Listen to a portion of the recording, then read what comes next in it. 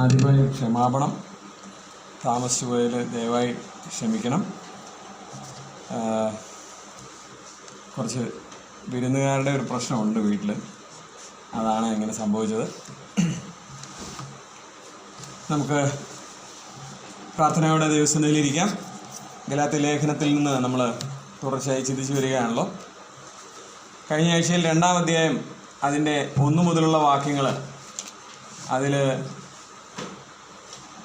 അപ്പോസ്തലനായ പൗലോസ് തനിക്ക് ലഭിച്ചിരിക്കുന്ന സന്ദേശത്തിൻ്റെ ഉറവിടവും അത് ദൈവികമാണ്. സന്ദേശത്തിൻ്റെ ഉറവിടത്തോടൊപ്പം തന്നെ അതിൻ്റെ കണ്ടൻറ്റ്, ഉള്ളടക്കവും ദൈവികമാണ് എന്നുള്ളത് സമർത്ഥിക്കുവാൻ ചില കാര്യങ്ങൾ അവതരിപ്പിക്കുന്നതായി നമുക്ക് കാണാൻ കഴിയും. സോഴ്സ് പോലെ തന്നെ പ്രധാനപ്പെട്ടതാണ് അതിൻ്റെ കണ്ടൻറ്റ് എന്ന് പറയുന്നത്, ഉള്ളടക്കം എന്ന് പറയുന്നത്.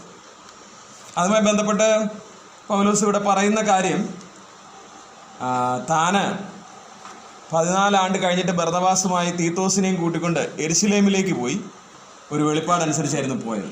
ആ വെളിപ്പാട് എന്തായിരുന്നു എന്നുള്ളത് നമുക്ക് ചിന്തിക്കാൻ ഇടയായി തീർന്നു.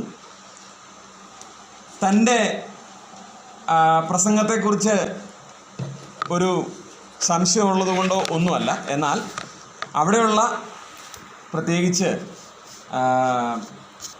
യവന പശ്ചാത്തലത്തിൽ നിന്ന് രക്ഷിക്കപ്പെട്ടു വന്ന തീത്തോസിനെയും കൊണ്ട് ചെല്ലുമ്പോൾ അവിടെയുള്ള ആൾക്കാർ ഇദ്ദേഹത്തെ പരിശോധന ഏൽപ്പിക്കണം എന്ന് പറയും എന്നുള്ളത് അറിഞ്ഞു തന്നെയാണ് താൻ മനഃപൂർവ്വമായി തീത്തോസിനെയും കൂട്ടിക്കൊണ്ട് പോയത് എന്ന് നമുക്ക് കാണാൻ കഴിയും.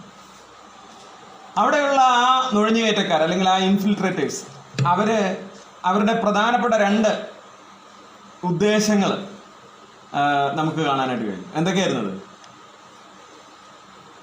അവിടെയുള്ള ആൾക്കാർ ഈ കാര്യം മുന്നോട്ട് വയ്ക്കുമ്പോൾ തീത്തോസിനെ പരിശോധന ഏൽപ്പിക്കണം എന്നുള്ള കാര്യം മുമ്പോട്ട് വയ്ക്കുന്നതിലൂടെ അവർ 2 കാര്യം ഉദ്ദേശിച്ചത്. ഒന്ന്, ക്രിസ്തുയേശുവിൽ നമുക്കുള്ള സ്വാതന്ത്ര്യം ഒറ്റുന്നു. രണ്ടാമതായിട്ട് എന്താണ്? ക്രിസ്ത്യാനികളെ അല്ലെങ്കിൽ ക്രിസ്തു വിശ്വാസികളെ അടിമപ്പെടുത്താനായിട്ടുള്ള വ്യഗ്രത. ഇത് രണ്ടുമായിരുന്നു അവർ തെളിയിച്ചു കൊടുത്തത്, അല്ലെങ്കിൽ അവരുടെ ഉദ്ദേശം അതായിരുന്നു എന്നുള്ളത് പൗലോസിന് മനസ്സിലായി. അതിന് പൗലോസ് പറയുന്ന അല്ലെങ്കിൽ എടുക്കുന്ന ഒരു സ്റ്റാൻഡ് എന്ന് പറയുന്നത്, ഒരു നാഴിക പോലും വഴങ്ങിയില്ല. മനസ്സിലായോ? കുറച്ച് നേരം അവർ പറയട്ടെ എന്ന് വിചാരിച്ച്, അല്ലെങ്കിൽ അവർ എവിടം വരെ പോകും നോക്കട്ടെ, ഒന്നുമില്ല. ഇത് ഇത്രയും സീരിയസ് ആയിട്ടുള്ള ഒരു പ്രശ്നമാണെങ്കിൽ അതിന് ഒരു മൊമെന്റ് പോലും വഴങ്ങിയില്ല എന്ന് നമുക്ക് കാണാനായിട്ട് സാധിക്കും. മാത്രമല്ല, പൗലോസ് തൻ്റെ ആഗ്രഹം വളരെ വ്യക്തമായി പ്രകടിപ്പിക്കുകയാണ്. സുവിശേഷത്തിൻ്റെ സത്യം നിങ്ങളിലൂടെ നിലനിൽക്കണം. സുവിശേഷത്തിൻ്റെ സത്യവും നിലനിൽക്കണം. അത് മാത്രം പോരാ, ഇത് കേട്ട് വിശ്വസിച്ചവരായ നിങ്ങളിലൂടെയും അല്ലെങ്കിൽ നിങ്ങളും നിലനിൽക്കണം. വളരെ നല്ലൊരാഗ്രഹമായിരുന്നു അത് എന്ന് നമുക്ക് കാണാനായിട്ട് സാധിക്കും. നമ്മുടെ ജീവിതത്തിലും അതുമായി ബന്ധപ്പെട്ട് നമ്മൾ കുറേ കാര്യങ്ങൾ പറഞ്ഞു. ഈ വേറൊരു സുവിശേഷം അല്ലെങ്കിൽ തെറ്റായ സുവിശേഷം അത് കയറിക്കൂടാനായിട്ടുള്ള സാധ്യതയുണ്ട്. അത് ഒരു നുഴഞ്ഞുകയറ്റക്കാരെ പോലെ അറിയാതെ ഇരിക്കുന്ന അവസരങ്ങളിൽ അല്പം ജാഗ്രത കുറവ് വന്നാൽ ശരിയായ ഉപദേശം എന്ന വ്യാജേനെ നമ്മളിലേക്ക് അത് അടിച്ചേൽപ്പിക്കപ്പെടാനായിട്ട് അല്ലെങ്കിൽ തെറ്റിക്കാനായിട്ടുള്ള സാധ്യതയുണ്ട്. പിശാചാണ് അതിൻ്റെ പിന്നിൽ പണിയെടുക്കുന്നത് എന്നുള്ളത് കഴിഞ്ഞ ആഴ്ചയിൽ വളരെ വിശദമായി ഓർക്കാനിടയായി തീർന്നു. ആ സമയത്ത് നമ്മൾ ശ്രദ്ധിക്കേണ്ടതായ അല്ലെങ്കിൽ ഒരു പ്രത്യേക ഒരു ഉപദേശ വിഷയം, ഇങ്ങനത്തെ എന്തെങ്കിലും ഒരു പഠിപ്പിക്കലുകൾ വരുമ്പോൾ അതിനോട് നമ്മൾ എടുക്കുന്ന സമീപനത്തിൽ നമ്മൾ നമ്മുടെ ഹൃദയത്തോട് ചേർത്ത് വെച്ച് ചിന്തിക്കേണ്ടതായ ഒരു 5 സോളാസിനെ കുറിച്ച്, 5 പ്രധാന വാക്കുകൾ അല്ലെങ്കിൽ ഗ്രേറ്റ് വാച്ച് വേർഡ്സ്, അതിനെക്കുറിച്ച് നമ്മൾ ചിന്തിക്കേണ്ടത്. ഏതൊക്കെയായിരുന്നു ആ 5 വാക്കുകൾ? ലാറ്റിനൊന്നും പറയണ്ട, മലയാളത്തിൽ പറഞ്ഞാൽ ക്രിസ്തു മാത്രം, ക്രിസ്റ്റസ് അല്ലേ, സോളോ ക്രിസ്റ്റസ് എന്ന് പറഞ്ഞാൽ, സോളസ് ക്രിസ്റ്റസ് എന്ന് പറഞ്ഞാൽ യേശു ക്രിസ്തു അല്ലാതെ ഒരു മധ്യസ്ഥൻ ഇല്ല. കർത്താവായ യേശു ക്രിസ്തു അല്ലാതെ ഒരു മധ്യസ്ഥനില്ല. തിമോഥെയോസ് ലേഖനത്തിൽ നമ്മൾ ആ വാക്യം വായിക്കേണ്ടായിരുന്നു. ദൈവം ഒരുവനല്ലോ, ദൈവത്തിനും മനുഷ്യർക്കും മധ്യസ്ഥനും ഒരുവനാണ്. അപ്പൊ കർത്താവിലൂടെ മാത്രമാണ് രക്ഷ, വേറൊരു മധ്യസ്ഥനും ഇല്ല. പട്ടത്വം അല്ലെങ്കിൽ പട്ടക്കാര, ഇതൊക്കെ മനുഷ്യന്റെ പഠിപ്പിക്കലുകളാണ് എന്നുള്ളത് നമുക്ക് അതുമായി ബന്ധപ്പെട്ട് ചിന്തിക്കാനായിട്ട് സാധിക്കും. അടുത്ത കാര്യം എന്തായിരുന്നു? അടുത്ത 2-ാമത്തെ വാക്ക്, മഹത്വം ദൈവത്തിന് മാത്രം, സോളി ഡിയോ ഗ്ലോറിയ. രക്ഷ എന്നുള്ള പദ്ധതിയിൽ അല്ലെങ്കിൽ ആ പരിപാടിയിൽ മനുഷ്യൻ്റെതായ യാതൊരു എഫേർട്ടും ഇല്ല. രക്ഷ തികച്ചും ദൈവത്തിൻ്റെ മാത്രം പദ്ധതിയിൽ ഉള്ള കാര്യമാണ്. അത് ദൈവത്തിൻ്റെ ഇഷ്ടമാണ്. 1-ാം അധ്യായത്തിൽ നമ്മൾ വിശദമായിട്ട് ആ കാര്യം ചിന്തിച്ചാണ്. ദൈവത്തിൻ്റെ ഇഷ്ടമാണ്, മാത്രമല്ല അത് ദൈവത്തിൻ്റെ പദ്ധതിയാണ്, ദൈവത്തിൻ്റെ കാര്യക്രമമാണ്. 3-ാമത്തെ എന്തായിരുന്നു? തിരുവെഴുത്ത് മാത്രം, സോള സ്ക്രിപ്ചറ. അതായത് ദൈവത്തിൻ്റെ ഈ രക്ഷാകരമായ പദ്ധതിയെക്കുറിച്ച് വിവരിച്ചിരിക്കുന്നത്, അതിനെ മനസ്സിലാക്കാൻ സാധിക്കുന്നത് എവിടെയാണ്? തിരുവെഴുത്തിൽ മാത്രമാണ്. തിരുവെഴുത്തിലൂടെ തിരുവെഴുത്തിലൂടെ വിവരിച്ചിരിക്കുന്നതായ മാർഗത്തിലൂടെ ആണ് രക്ഷ എന്നുള്ളത് നമ്മൾ മനസ്സിലാക്കാനായിട്ട് ഇടയായി തീരേണ്ടത്. അതുകൊണ്ട് തന്നെ നമുക്ക് പ്രത്യേകിച്ച് ഉപദേശപരമായ എന്ത് വിഷയത്തിലെയും ഫൈനൽ വേർഡ് എന്താണ്? തിരുവെഴുത്ത് മാത്രമാണ്. വേറൊരു സോഴ്സുമില്ല. എന്ത് കാര്യത്തെയും അനലൈസ് ചെയ്യേണ്ടത്, അതിൻ്റെ ഫൈനൽ അനാലിസിസ് എന്ന് പറയുന്നത് നടക്കേണ്ടത് തിരുവെഴുത്തിനെ അധികരിച്ച് മാത്രമായിരിക്കണം. നാലാമത്തെ എന്തായിരുന്നു? വിശ്വാസം മാത്രം. സോൾ ഓഫ് ഫിഡെ, ദൈവം വെച്ചിരിക്കുന്ന ഏറ്റവും ലളിതമായ വ്യവസ്ഥ, അത് വിശ്വാസം മാത്രമാണ്. വേറെ ഒന്നും ചെയ്യാനായിട്ട് സമയമില്ലാതിരുന്ന ചിലരെ കുറിച്ച് നമ്മൾ കാണാനായിട്ട് സാധിച്ചു. അപ്പോൾ അനുതാപവും അല്ലെങ്കിൽ ആ അനുതാപ മനസ്സോട് കൂടിയിട്ടുള്ള ആ സമർപ്പണവും വിശ്വാസവും മാത്രം ആണ്, അല്ലാതെ ഒരു കർമ്മവും ഇതിന് ആവശ്യമായിട്ടില്ല. അഞ്ചാമത്തെ വാക്ക് ഏതായിരുന്നു? സോള ഗ്രേഷ്യ, ബൈ ഗ്രേസ് അലോൺ, കൃപയാൽ മാത്രം. നമുക്കറിയാം, ദൈവം ഈ വിശ്വാസം എന്നുള്ള വ്യവസ്ഥ വെച്ചിരിക്കുന്നത് പോലും ഒരാൾക്ക് അംഗീകരിക്കാൻ കഴിയണമെങ്കിൽ എന്ത് വേണം? ദൈവത്തിന്റെ കൃപ വേണം. മനസ്സിലായി? കൃപയാലല്ലോ നിങ്ങൾ വിശ്വാസം മൂലം രക്ഷിക്കപ്പെട്ടിരിക്കുന്ന, ഒരു പ്രവൃത്തിയും കാരണമല്ല എന്നുള്ളത് വളരെ വ്യക്തമായിട്ട് നമുക്ക് ഓർക്കുവാനായിട്ട് സാധിച്ചു. അപ്പോൾ നമ്മുടെ ജീവിതത്തിൽ പ്രത്യേകിച്ച് ഈ കാലഘട്ടത്തിൽ അനേക ദുരുപദേശങ്ങളും അങ്ങനെയുള്ള കാര്യങ്ങൾ മുമ്പോട്ട് വരുമ്പോൾ ഒന്നാമത്തേത് സോളസ് ക്രിസ്തുസ്, കർത്താവായ യേശു ക്രിസ്തു മാത്രം. ക്രിസ്തു മാത്രം എന്ന് പറഞ്ഞാൽ പ്രധാനമായിട്ട് ഉദ്ദേശിക്കുന്നത് ദൈവത്തിന് മനുഷ്യർക്ക് മധ്യസ്ഥനായിട്ട് ആരേ ഉള്ളൂ? ഈ 5 വാക്കുകൾ, അല്ലെ ഈ 5 ഗ്രേറ്റ് വാച്ച് വേർഡ്സ് എന്നൊക്കെ പറയുന്നത് ഈ എന്താ പറയുക, പ്രൊട്ടസ്റ്റന്റ് റിഫോർമേഷൻ, അതായത് നവോത്ഥാനവുമായി ബന്ധപ്പെട്ട് വന്നിട്ടുള്ള നമ്മുടെ ഉപദേശത്തിന്റെ അടിസ്ഥാന തൂണുകൾ എന്ന് പറയാൻ പറ്റുന്ന വാക്കുകളാണ്. ഈ ഉപദേശങ്ങളെല്ലാം ഇതുമായിട്ട് പൊരുത്തപ്പെടണം. നമുക്കറിയാം, രക്ഷയ്ക്ക് വേറൊരു ദൈവത്തിന് മനുഷ്യർക്കിടയിൽ വേറൊരു മധ്യസ്ഥനില്ല. അതാണ് ക്രിസ്തു മാത്രം എന്ന് പറഞ്ഞാൽ. അതിന് വേറൊരു തർക്കമില്ല. കഴിഞ്ഞ ആഴ്ച വരാത്തതിനാണല്ലേ 5 എണ്ണം. അത് ഒന്നുകൂടെ ഞാൻ പറയാം. ഒന്നാമത്തേത് ക്രിസ്തു മാത്രം എന്ന് പറഞ്ഞാൽ മധ്യസ്ഥനായി മറ്റൊരാളില്ല. പൗരോഹിത്യം അത് ദൈവം നമുക്ക് ഏൽപ്പിച്ചു തന്നിരിക്കുകയാണ്. നമ്മളെ രാജകീയ പുരോഹിതരാക്കി തീർത്തിരിക്കുകയാണ്. പ്രത്യേകിച്ച് ഒരു വേഷമുള്ള അല്ലെ ഒരു പട്ടത്വം ഏൽപ്പിക്കപ്പെട്ട അങ്ങനത്തെ ഒരു ആളുടെ ആവശ്യമില്ല. പഴയ ദൈവത്തിന്റെ പിന്തുടർച്ചയാണെന്ന് പറഞ്ഞാണ് ഇവരിൽ പലരും ഇത് ആചരിക്കുന്നത്. അതായത് സക്കരിയാവിലൂടെ യോഹന്നാനിൽ കിട്ടി, യോഹന്നാനിൽ നിന്ന് പിന്നെ ഇങ്ങോട്ട് വന്നെന്നാണ് പറയുന്നത്. അപ്പോൾ എന്നാൽ അതിൻ്റെ ആവശ്യമില്ല. കാരണം ഇവിടെ വ്യക്തമായി പറയുകയാണ്, ദൈവത്തിന് മനുഷ്യർക്ക് മധ്യസ്ഥനായിട്ട് ഒരുവൻ. പഴയ നിയമത്തിൽ യാഗങ്ങൾ അർപ്പിക്കുവാനും അവർക്ക് വേണ്ടി ദൈവത്തോട് ആലോചന കഴിക്കുവാനായിട്ട് ഈ പുരോഹിതന്റെ ആവശ്യമുണ്ടായിരുന്നു, ഒരു മധ്യസ്ഥന്റെ ആവശ്യമുണ്ടായിരുന്നു. അതല്ല, ഇവിടെ അതിൻ്റെ ആവശ്യമില്ല. ക്രിസ്തു മാത്രം, ഏക മധ്യസ്ഥൻ. രണ്ടാമത്തേത് സോളി ഡിയോ ഗ്ലോറിയ, ദൈവത്തിന് മാത്രം മഹത്വം. മനുഷ്യനോട് ബന്ധപ്പെട്ട് രക്ഷ എന്നുള്ള വിഷയം പ്രത്യേക, അതുപോലെ വീണ്ടെടുപ്പ്, ഈ വിഷയത്തിൽ ഇതിൻ്റെ പ്ലാൻ അതാരുടെയാണ്? ദൈവത്തിൻ്റെയാണ്. ഇതിൻ്റെ പദ്ധതി അതാരുടെയാണ്? ദൈവത്തിന്. അപ്പോൾ എല്ലാം ആരുടെ പരിപാടിയാണ്? ദൈവത്തിന്. മനുഷ്യൻ്റെതായ യാതൊന്നുമില്ല. മനുഷ്യൻ അവൻ്റെതായ നിലയിൽ പല മാർഗങ്ങൾ ഇതിനു മുമ്പേ, പ്രത്യേകിച്ച് കർത്താവായ യേശു ക്രിസ്തുവിന്റെ വരവിന് മുമ്പേ അവൻ്റെതായ രീതിയിലുള്ള പല മാർഗങ്ങൾ അന്വേഷിച്ചു. എന്നാൽ അതിനൊന്നിനും അവൻ യഥാർത്ഥമായിട്ട് രക്ഷിക്കാനായിട്ട് കഴിഞ്ഞില്ല. അതുകൊണ്ട് തന്നെ ഈ വിഷയത്തിൽ ആർക്കും ഒരു പുകഴ്ച പറയാനായിട്ട് വകുപ്പില്ല. ഒരു പ്രവർത്തനമോ അല്ലെ ഒരു നിലപാടോ ഇതൊന്നും മനുഷ്യൻ്റെതായിട്ട് പറയാനില്ല. എല്ലാം ദൈവത്തിനാണ്. നമ്മൾ ആ 1-ാം വാക്യത്തിൽ പറയണ്ടായി, പിതാവായ ദൈവത്തിന്റെ ഇഷ്ടപ്രകാരം. അപ്പോൾ അത് ആരുടെ ഇഷ്ടമായിരുന്നു? ദൈവത്തിന്റെ ഇഷ്ടം. പുത്രനാണത് നടപ്പിലാക്കിയത്. അപ്പോൾ അവിടെ എല്ലാം ആ ത്രിയേക ദൈവത്തിന് മാത്രം മഹത്വം എന്നുള്ളത് നമുക്ക് ചിന്തിക്കാനായിട്ട് സാധിക്കും. അതാണ്. അപ്പം രക്ഷ എന്ന് മാത്രമല്ല, അതുമായി ബന്ധപ്പെട്ട് പുതിയ നിയമ ഉപദേശങ്ങളുടെ എല്ലാം മഹത്വം അതാർക്കാണ്? ദൈവത്തിനാണ്. മൂന്നാമത്തേത് തിരുവെഴുത്ത്, സോളാ സ്ക്രിപ്ചറ. എല്ലാ തിരുവെഴുത്തും എന്താണെന്ന് പറയാൻ ദൈവശാസ്ത്രീയമാണ്. എന്ന് പറഞ്ഞാൽ ദൈവം ഉച്ഛ്വസിച്ചതാണ്, ദൈവത്തിന്റെ ശ്വാസമാണ്. അപ്പോൾ ആൾക്കാർ എഴുതുകയല്ലേ എന്നൊരു സംശയം ന്യായമായിട്ടും ഉണ്ടായേക്കാം. പക്ഷേ ഞാൻ കഴിഞ്ഞ ആഴ്ച പറയുണ്ടായി, 40ഓളം എഴുത്തുകാർ ഏകദേശം 1600ഓളം വർഷങ്ങൾ കൊണ്ടാണ് വേദപുസ്തകത്തിലെ ഈ പല പുസ്തകങ്ങൾ എഴുതി തീർത്തിരിക്കുന്നത്. അപ്പോൾ അതിൻ്റെ അർത്ഥം അപ്പോൾ മനുഷ്യരല്ലേ അത് എഴുതിയത്? വീണ്ടും ചോദ്യം വരും.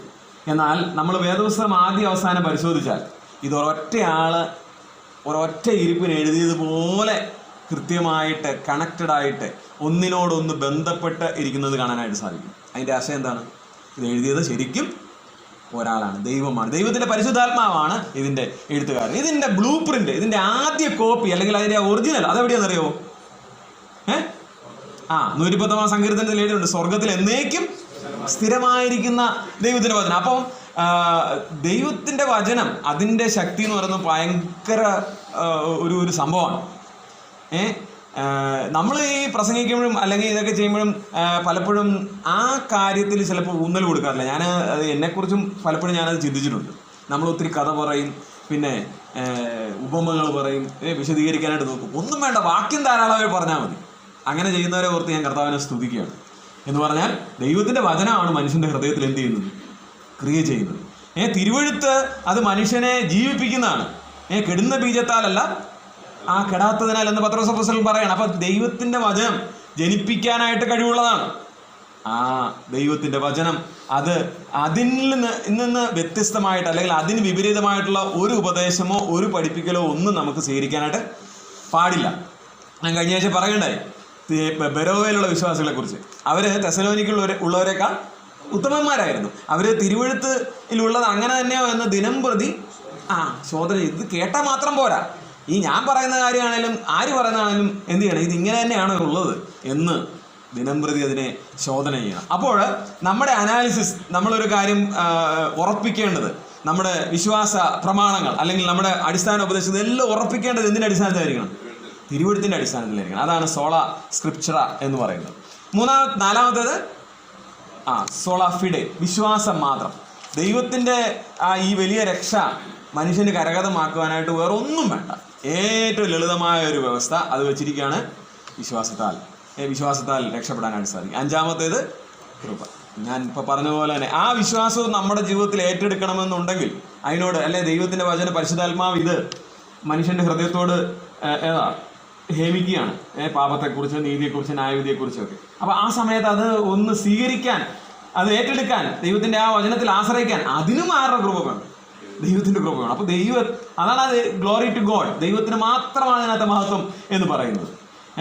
പിന്നെ എഫെസ്യ ലേഖനം 2-ാം അധ്യായത്തിലെ വാക്യം നമുക്കറിയാം, ഒരു പ്രവൃത്തിയും കാരണമല്ല, കൃപയാൽ ആണ് ഈ രക്ഷ ഉണ്ടായിരിക്കുന്നത്. നമ്മൾ മുമ്പോട്ട് പോകാൻ നമുക്ക് ഇന്ന് 2-ാം അധ്യായത്തിൻ്റെ 5 വരെയുള്ള വാക്യങ്ങളാണ് നമ്മൾ വായിച്ചത്.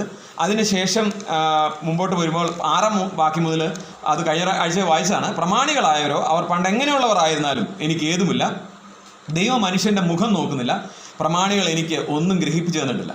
നേരെ മറിച്ച് പരിച്ഛേദനയുടെ അപ്പോസ്തലത്വത്തിനായി പത്രോസിനോടുകൂടെ വ്യാപരിച്ചവൻ ജാതികൾക്കായി എന്നോടുകൂടെയും വ്യാപരിച്ചതുകൊണ്ട് പത്രോസിന് പരിച്ഛേദനക്കാരുടെ ഇടയിലെ സുവിശേഷ ഘോഷണം എന്ന പോലെ എനിക്ക് അഗ്രചർമ്മക്കാരുടെ ഇടയിലെ സുവിശേഷ ഘോഷണവും ഫലമേൽപ്പിച്ചിരിക്കുന്നു എന്ന് കണ്ടും എനിക്ക് ലഭിച്ച കൃപ അറിഞ്ഞും കൊണ്ട് തൂണുകളായി എണ്ണപ്പെട്ടിരിക്കുന്ന യാക്കോബ്, കേഫാവ്, യോഹന്നാൻ ഞങ്ങൾ ജാതികളുടെ ഇടയിലും അവർ പരിച്ഛേദനക്കാരുടെ ഇടയിലും സുവിശേഷം അറിയിപ്പാൻ തക്കോണം എനിക്കും ബർന്നബാസിനും കൂട്ടായ്മയുടെ വലങ്കൈ തന്നു. ദരിദ്രരെ ഞങ്ങൾ ഓർത്തുകൊള്ളണം എന്ന് മാത്രം അവർ പറഞ്ഞു. അങ്ങനെ ചെയ്യുവാൻ ഞാൻ ഉത്സാഹിച്ചുമിരിക്കുന്നു. ഈ തൻ്റെ ഈ അപ്പോസ്തലന്മാരുമായിട്ടുള്ള ആ കോൺഫറൻസ് അതിനെക്കുറിച്ച് പറയുന്നത്, അതിലൂടെ പൗലോസ് വ്യക്തമാക്കാൻ ഉദ്ദേശിക്കുന്നത് തനിക്ക് എന്തെങ്കിലും ഈ വിഷയം സംബന്ധിച്ചൊരു മോഡിഫിക്കേഷനോ അല്ലെങ്കിൽ ഒരു കറക്റ്റ്നെസ്സോ ഒന്നും ആവശ്യം ഉണ്ടെന്നുള്ളതല്ല, അങ്ങനെ ഒരു സംശയം ഉണ്ടായിട്ടും അല്ല. എന്നാൽ തന്നെ സംബന്ധിച്ചിടത്തോളം ഈ നുഴഞ്ഞുകയറ്റക്കാരായ ആൾക്കാർ അല്ലെങ്കിൽ ഈ ജുഡൈസേഴ്സ് പ്രയോഗിച്ചിരുന്ന അല്ലെങ്കിൽ അവർ പറഞ്ഞിരുന്ന ഒരു ആരോപണം എന്ന് പറയുന്നത് എന്തായിരുന്നു? പൗലോസ് യഥാർത്ഥ അപ്പോസ്തലനല്ല, കർത്താവിനെ നേരിട്ട് കണ്ടിട്ടില്ല, പൗലോസിന്റെ സുവിശേഷം വേറൊരു സുവിശേഷമാണ്. അതുകൊണ്ട് അത് ജാതികൾക്ക് വേണ്ടി അദ്ദേഹം ഈ സുവിശേഷ സത്യങ്ങൾ കോംപ്രമൈസ് അവർക്ക് ഇഷ്ടമുള്ള രീതിയിൽ, അവർക്ക് സ്വീകാര്യമായ രീതിയിൽ ഇതിനെ മാറ്റിയിട്ടുണ്ട് എന്നൊക്കെയായിരുന്നു പറഞ്ഞത്. ഇത് പ്രൂവ് ചെയ്യാനായിട്ടാണ് തൻ്റെ ഉപദേശത്തിൻ്റെ, തൻ്റെ സുവിശേഷത്തിൻ്റെ, തൻ്റെ ഗോസ്പലിൻ്റെ, ട്രൂ ഗോസ്പലിൻ്റെ ഈ സന്ദേശത്തിൻ്റെ ഉള്ളടക്കം ഇവർ സംസാരിച്ചതുമായിട്ട് യാതൊരു വ്യത്യാസവുമില്ല എന്ന് താനിവിടെ പറയുകയാണ്. അതിനുവേണ്ടി ഇവിടെ പ്രമാണികളായവർ അല്ലെങ്കിൽ ഈ ലീഡേഴ്സായിട്ടുള്ളവർ അവരെയൊക്കെ സംബന്ധിച്ച് അവർ എങ്ങനെയുള്ളവരായാലും എനിക്ക് ഏതുമില്ല എന്ന് പറഞ്ഞു കഴിഞ്ഞാൽ അവരോടൊരു ബഹുമാനക്കുറവൊന്നും അല്ല അതിലൂടെ അർത്ഥമാക്കുന്നത്. പിന്നെ എന്താണ് താൻ ലളിതമായി പറയുന്നത്? പൗലോസിൻ്റെ സുവിശേഷം യാതൊരു നിലയിലും ന്യൂനതയുള്ളതല്ല എന്ന് അവർ സംബോധിച്ചു. ആര്? ഈ അപ്പോസ്തലന്മാർ അല്ലെങ്കിൽ ഈ ഇവിടെ തൻ്റെ കൂട്ടത്തിലുണ്ടായിരുന്ന ആൾക്കാർ. അവർ സംസാരിച്ച്, പ്രത്യേകിച്ച് തീത്തോസിൻ്റെ വിഷയത്തിൽ അവർ എന്ത് ചെയ്തു? താൻ ആദ്യമായിട്ട് അവരെ തന്നെ, അതായത് ഈ നേതാക്കന്മാരായവരെ തന്നെ കണ്ട് ഈ വിഷയം സംസാരിച്ചതുകൊണ്ട് അവിടെ ഒരു ക്ലാഷ് ഉണ്ടാകാതെ അവരെ കാര്യത്തിൽ കൺവിൻസ്ഡ് ആവുകയും അവർ തന്നോടൊപ്പം പൗലോസിൻ്റെ ഒപ്പം നിന്നുകൊണ്ട് മറ്റുള്ളവരോട് ഈ കാര്യത്തെക്കുറിച്ച് പ്രസ്താവിക്കുകയും ചെയ്തു. അങ്ങനെ അതിൻ്റെ അവിടെ ഒരു ശുഭപര്യവസാനി. പക്ഷെ ഞാൻ പറയട്ടെ, ഈ ശുഭപര്യവസാനി എന്ന് പറഞ്ഞാൽ ഒരൊറ്റ വാചകത്തിൽ അങ്ങനെ അല്ല. അതിനുവേണ്ടി അവർ നല്ല ദീർഘമായ സംഭാഷണങ്ങൾ നടത്തി കാണും, നല്ല എഫേർട്ട് എടുത്ത് കാണും. എന്നാൽ ഇത് ഇവിടെ പറയണം അവരെങ്ങനെയുള്ളവരായിരുന്നല്ലോ എന്ന് പറഞ്ഞാൽ അതൊരു നെഗറ്റീവ് കമൻ്റ് അല്ല. പക്ഷേ താൻ അവിടെ ഉദ്ദേശിക്കുന്ന ഒരു കാര്യം ഇവർക്കുള്ളൊരു മറുപടിയാണ്. അതായത് ഈ യഹൂദ മതം പഠിപ്പിക്കുന്ന ആൾക്കാർക്ക്, ക്രിസ്ത്യാനികളായതിനു ശേഷം അതും ആചരിക്കണമെന്ന് പറയുന്നവർക്കുള്ള ഒരു മറുപടിയാണ്. അവരുടെ ഒരു വാദം, ഇവരാരാണ്? കർത്താവിനോട് കൂടെ സഞ്ചരിച്ചവരാണ്. ആരെ? പത്രോസ്, യോഹന്നാന്, ഇങ്ങനെയുള്ള അപ്പോസ്തലന്മാർ. അപ്പോൾ അവർ പൗലോസോട് ഉദ്ദേശിക്കുന്നത് അവരെങ്ങനെയുള്ളവരായിരുന്നാലും എന്ന് പറഞ്ഞാൽ അവർ ഭൂമിയിൽ ഇരുന്നപ്പോൾ കർത്താവിൻ്റെ അടുത്ത സഹകാരികളായിരുന്നു എന്നത് ഏതെങ്കിലും ഒരു പ്രത്യേക അധികാരം നൽകുന്നില്ല. മനസ്സിലായി? തനിക്ക് അതിൽ നിന്നൊരു കുറവ് അധികാരം, അങ്ങനെ ഒരു സംഭവമില്ല. തനിക്ക് കൃത്യമായിട്ട് കർത്താവിൻ്റെ വെളിപ്പെടുത്തൽ ഉണ്ടായിരുന്നു. അവരിൽ നിന്ന് താൻ ഒന്നും പഠിച്ചിട്ടില്ല. അത് പല പ്രാവശ്യം പറയുന്നുണ്ട് അല്ലേ? അവരെന്നെ ഒന്നും പഠിപ്പിച്ചിട്ടില്ല, അവരിൽ നിന്നൊന്നും പ്രാപിച്ചിട്ടില്ല. പക്ഷേ ഇവർ രണ്ടുപേരും സംസാരിച്ചത് ഒരേ വിഷയമാണ്. മാത്രമല്ല പിന്നെ ഇവരെ തുല്യമായിട്ട് അപ്പോസ്തലനായ പൗലോസിനെ അവർക്ക് തുല്യമായ പരിഗണന നൽകി ബഹുമാനിക്കുകയും ചെയ്തു. അതാണ് അടുത്തുള്ള വാക്യങ്ങൾ പരിഗണിക്കുന്നത്. ഇവർക്കൊരു കാര്യം മനസ്സിലായി, പൗലോസിന് ദൈവത്തിൻ്റെ കൃപ ലഭിച്ചിരിക്കുന്നു. അതെന്തിനു വേണ്ടിയിട്ടാണ്?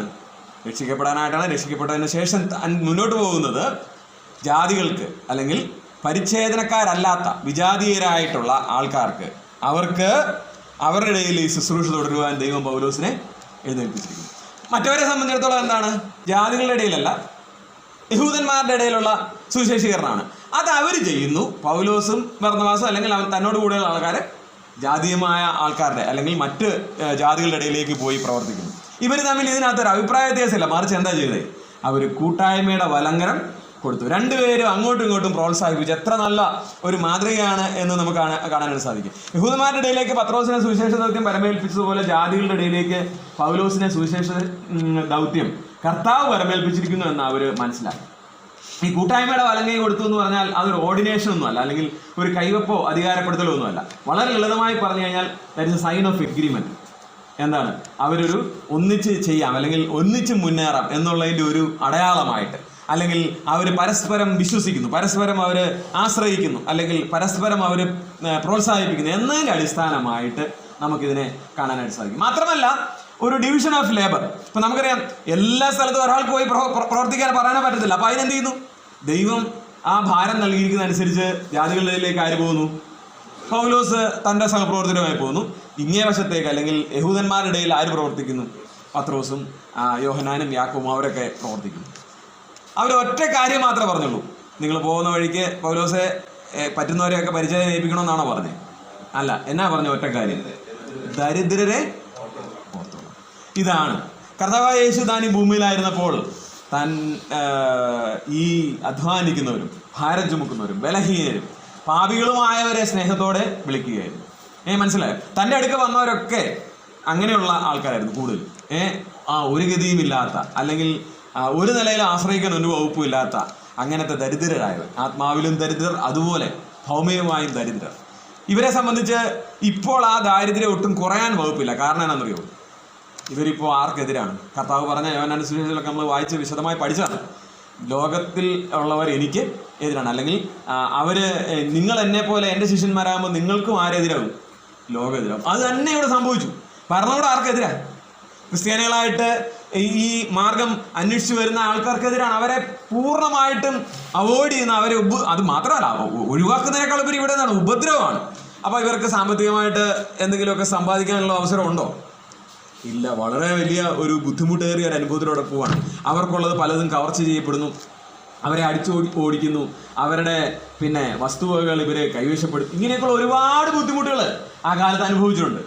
അപ്പോൾ പൊതുവായി അവർ അപ്പോസ്തലനോട് പറയുകയാണ്, നിങ്ങൾ ദരിദ്രരെ ഓർത്തോളണം. വേറെ ഒന്നും പറയാനില്ല, ദരിദ്രരെ ഓർത്തോളണം. പൗലോസ് അതിന് പറയുന്ന ഒരു മറുപടി എന്താണ്? അത് അങ്ങനെ ചെയ്യുവാൻ ഞാൻ ഉത്സാഹിച്ചിരിക്കും. നമുക്കറിയാം, തൻ്റെ ജീവിതത്തിൽ പൗലോസ് അപ്പോസ്തലൻ ഈ കാര്യം ഇത് ഏറ്റെടുത്തത് എത്ര വിജയകരമായിട്ടാണ് എന്നുള്ളത് നമുക്ക് കാണാനായിട്ട് സാധിക്കും.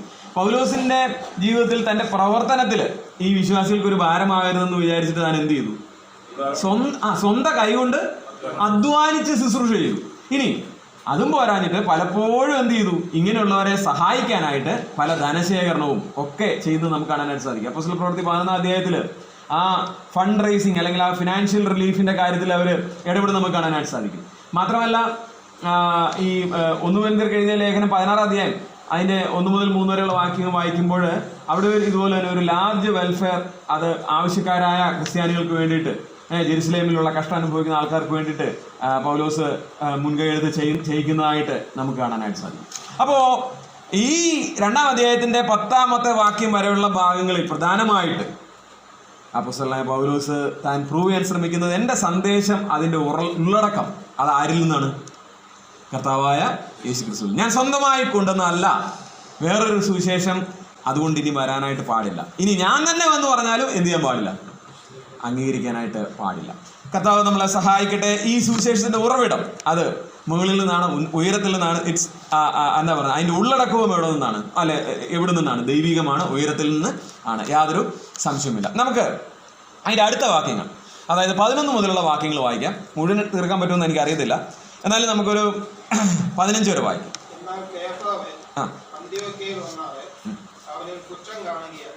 ഞാൻ അഭിമുഖമായി അവനോട് എതിർക്കുന്നു. യാക്കോബിന്റെ അടുക്കൽ നിന്നും ചിലർ വരുമുണ്ട്. അവൻ ജാതികളുടെ കൂടെ തിന്നു. അവർ വന്നപ്പോഴോ അവൻ പരിശോധനക്കാരെ ഭയപ്പെട്ട് പിൻവാങ്ങി പിരിഞ്ഞു തിന്നു. ശേഷം യഹൂദന്മാരും അവനോടുകൂടെ കപടം കാണിച്ചതുകൊണ്ട് ബർന്നബാസും അവരുടെ കപടത്താൽ തെറ്റിപ്പോകുവാൻ ഇടവന്നു. അവർ സുവിശേഷത്തിന്റെ സത്യം അനുസരിച്ച് ചൊവ്വായി നടക്കുന്നില്ല എന്ന് കണ്ടിട്ട് ഞാൻ എല്ലാവരും കേഫാവിനോട് പറഞ്ഞത്, യഹൂദനായ നീ യഹൂദ മര്യാദ പ്രകാരമല്ല ജാതികളുടെ മര്യാദ പ്രകാരം ജീവിക്കുന്നു എങ്കിൽ നീ ജാതികളെ യഹൂദ മര്യാദ അനുസരിപ്പിക്കാൻ നിർബന്ധിക്കുന്നത് എന്ന്. നാം സ്വഭാവത്താൽ ജാതികളിൽ നിന്നുള്ള പാപികളല്ല, യഹൂദന്മാരത്രേ. എന്നാൽ യേശുക്രിസ്തുവുള്ള വിശ്വാസത്താലല്ലാതെ ന്യായപ്രമാണത്തിന്റെ പ്രവൃത്തികളാൽ മനുഷ്യൻ നീതീകരിക്കപ്പെടുന്നില്ല എന്ന് അറിഞ്ഞിരിക്കൊണ്ട് നാം ന്യായപ്രമാണത്തിന്റെ പ്രവൃത്തികളാലല്ല ക്രിസ്തുവിലുള്ള വിശ്വാസത്താൽ തന്നെ നീതീകരിക്കപ്പെടേണ്ടതിന് ക്രിസ്തുയേശുവിൽ വിശ്വസിച്ചു. ന്യായപ്രമാണത്തിന്റെ പ്രവൃത്തികളാൽ ഒരു ജഡവും നീതീകരിക്കപ്പെടുകയില്ല. നമുക്കറിയാം, ആദ്യത്തെ 1-2 അധ്യായങ്ങൾ ഗലാത്യ ലേഖനത്തിൽ അതിൻ്റെ ഏറ്റവും പ്രധാനപ്പെട്ട വിഷയം എന്ന് പറയുന്നത്, ഇത് നിങ്ങൾ ഓർക്കുന്നുണ്ട്, എന്നാൽ ഞാൻ അങ്ങ് ഓർപ്പിക്കുകയാണ്. പിന്നെ എന്തായിരുന്നു? പൗലോസ് തൻ്റെ അപ്പോസ്തലത്വവും തൻ്റെ സന്ദേശവും അത് ആധികാരികമാണെന്ന് തെളിയിക്കുന്നതിനുള്ള ആ ഡിഫൻസാണ് എടുക്കുന്നത്. അപ്പോൾ തൻ്റെ അപ്പോസ്തലത്വം അത് കർത്താവ് നേരിട്ട് തന്നെ ഏൽപ്പിച്ചതാണ്. അതിന് ഒന്നാമതായിട്ട് ഞാൻ പറയുന്നത് എന്താണ്? ഈ കാര്യത്തിൻ്റെ മേൽ പിന്നെ എന്താ പറയുക, മറ്റ് അപ്പോസ്തലന്മാരെ കണ്ടുമുട്ടുന്നതിന് മുമ്പ് തന്നെ ആരായി? അപ്പോസ്തലനായിട്ട് മാറി. അറേബ്യയിലേക്ക് പോയ 3 വർഷങ്ങളെക്കുറിച്ചൊക്കെ നമ്മൾ വിശദമായിട്ട് ചിന്തിച്ചതാണ്. 2-ാമത്തെ ഭാഗം, 2-ാം അധ്യായം 1 മുതൽ ഇപ്പം നമ്മൾ വായിച്ചു വരും. തൻ്റെ സന്ദേശത്തിൻ്റെ ഉറവിടവും ഉള്ളടക്കവും എവിടുന്നാണ്? കർത്താവായ യേശുക്രിസ്തുവിൽ നിന്നാണ്. അത് ബോധ്യപ്പെട്ട അപ്പോസ്തലന്മാർ, മറ്റ് അപ്പോസ്തലന്മാർ തന്നെ അവർക്ക് തുല്യം അപ്പോസ്തലനായിട്ട് പരിഗണിച്ചു. അപ്പോൾ താൻ എങ്ങനെയുള്ളവനല്ല, ഒരു കുറഞ്ഞ അപ്പോസ്തലൻ, ഒരു സെക്കൻഡ് ഗ്രേഡ് അപ്പോസ്തലനാണ് അല്ല. അങ്ങനെ ഒരു ആശയമില്ല. തന്നെ മറ്റുള്ളവർ തൻ്റെ സന്ദേശത്തെ അവരുടേതിന് തുല്യമായി തന്നെ മനസ്സിലാക്കി തൻ്റെ അപ്പോസ്തലത്വത്തിന് പൂർണ്ണ പിന്തുണ പ്രഖ്യാപിച്ച് കൂട്ടായ്മയുടെ വലം കൈ തന്ന് അവരെ തുല്യനായി പരിഗണിച്ചു. അതാണ് നമ്മൾ കണ്ടത്. ഇനി തൻ്റെ അപ്പോസ്തലത്വം സംബന്ധിച്ച് ആർക്കെങ്കിലും ഒരു ചെറിയ സംശയമെങ്കിലും ഉണ്ടെങ്കിൽ അതിന് മറുപടി പറയുകയാണ് ഈ നമ്മളിപ്പോൾ വായിച്ച 2-ാം അധ്യായത്തിൻ്റെ 11 മുതലുള്ള വാക്യങ്ങൾ.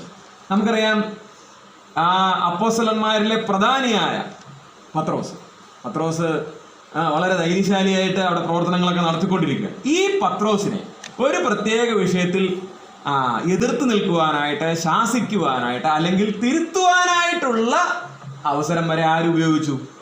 പൗലോസ്. അതാണ് ഇവിടെ പറയുന്നത്. മനസ്സിലായോ? എന്ന് പറഞ്ഞാൽ അതിൻ്റെ അർത്ഥം എന്താ? ഈ ശ്രേഷ്ഠ അപ്പോസ്തലനായ പത്രോസിനെ പോലും തിരുത്താൻ ശ്രമിച്ച, അല്ലെങ്കിൽ അതിന് സാധിച്ച ഒരു വ്യക്തിത്വമാണ് പൗലോസ്. താൻ അതിശ്രേഷ്ഠതയുള്ള, പൗലോസിന് തന്നെ ഭാഷ പറഞ്ഞാൽ അതിശ്രേഷ്ഠതയുള്ള അപ്പോസ്തലന്മാരിൽ ഒട്ടും കുറഞ്ഞവനല്ല.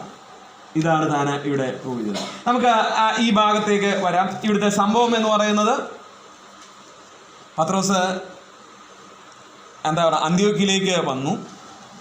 അവനൊരു കുറ്റം ഉണ്ടായി. എന്തായിരുന്നു ആ കുറ്റം? ആ കുറ്റത്തെക്കുറിച്ച് പറയുകയാണ്, യാക്കോബിൻ്റെ അടുക്കൽ നിന്ന് ചിലർ വരും മുമ്പേ അവൻ ജാതികളോടുകൂടെ തിന്നുപോകും. എന്നാൽ അവർ വന്നപ്പോഴോ അവൻ പരിച്ഛേദനക്കാരെ ഭയപ്പെട്ട് പിൻവാങ്ങി പിരിഞ്ഞു നിന്നു ശേഷം യഹൂദന്മാരും അവനോടുകൂടെ കപടം കാണിച്ചതുകൊണ്ട് ബർന്നബാസും അവരുടെ കപടത്താൽ തെറ്റിപ്പോവാൻ ഇടവന്നു.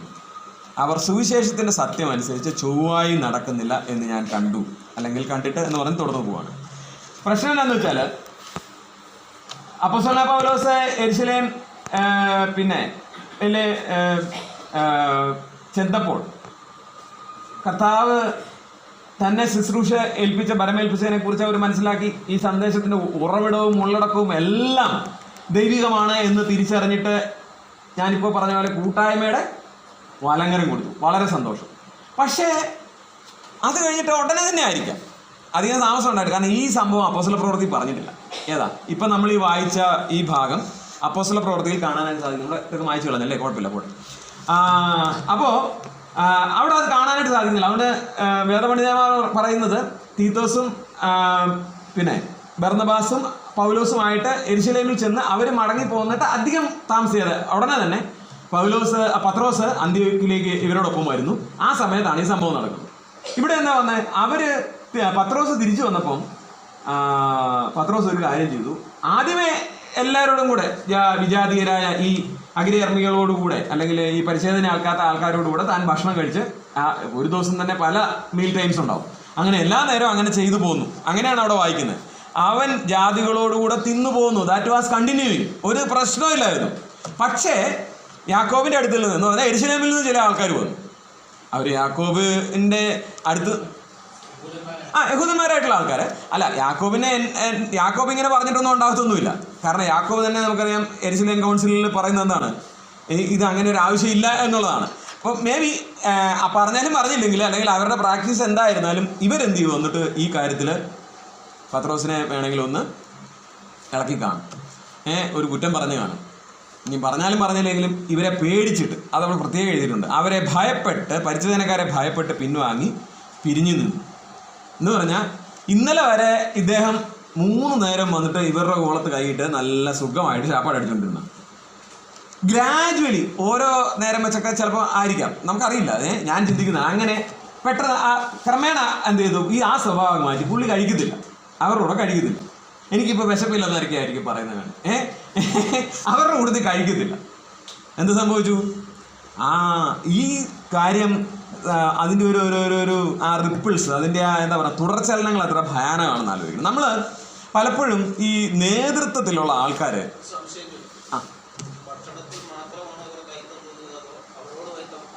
അത് ഈ ജാതികളോടുള്ള പ്രശ്നം ഭക്ഷണത്തിനോടുള്ള എതിർപ്പല്ല. ബേസിക്കലി ഇവർ പുറജാതി നായ്ക്കൾ എന്നാണ് മറ്റുള്ളവരെ പറഞ്ഞുകൊണ്ടിരുന്നത്, യഹൂദന്മാർ. അപ്പോൾ അവരുടെ പ്രശ്നം എന്നാ, അവരുടെ വിഷയം ഈ ആൾക്കാരെ ഉൾക്കൊള്ളാൻ, നമ്മൾ അതിലേക്ക് വരുന്നത് ആൾക്കാരെ ഉൾക്കൊള്ളാൻ പറ്റുന്നില്ല എന്നുള്ളതാണ്. അതാണ് ഇവിടുത്തെ പ്രശ്നം.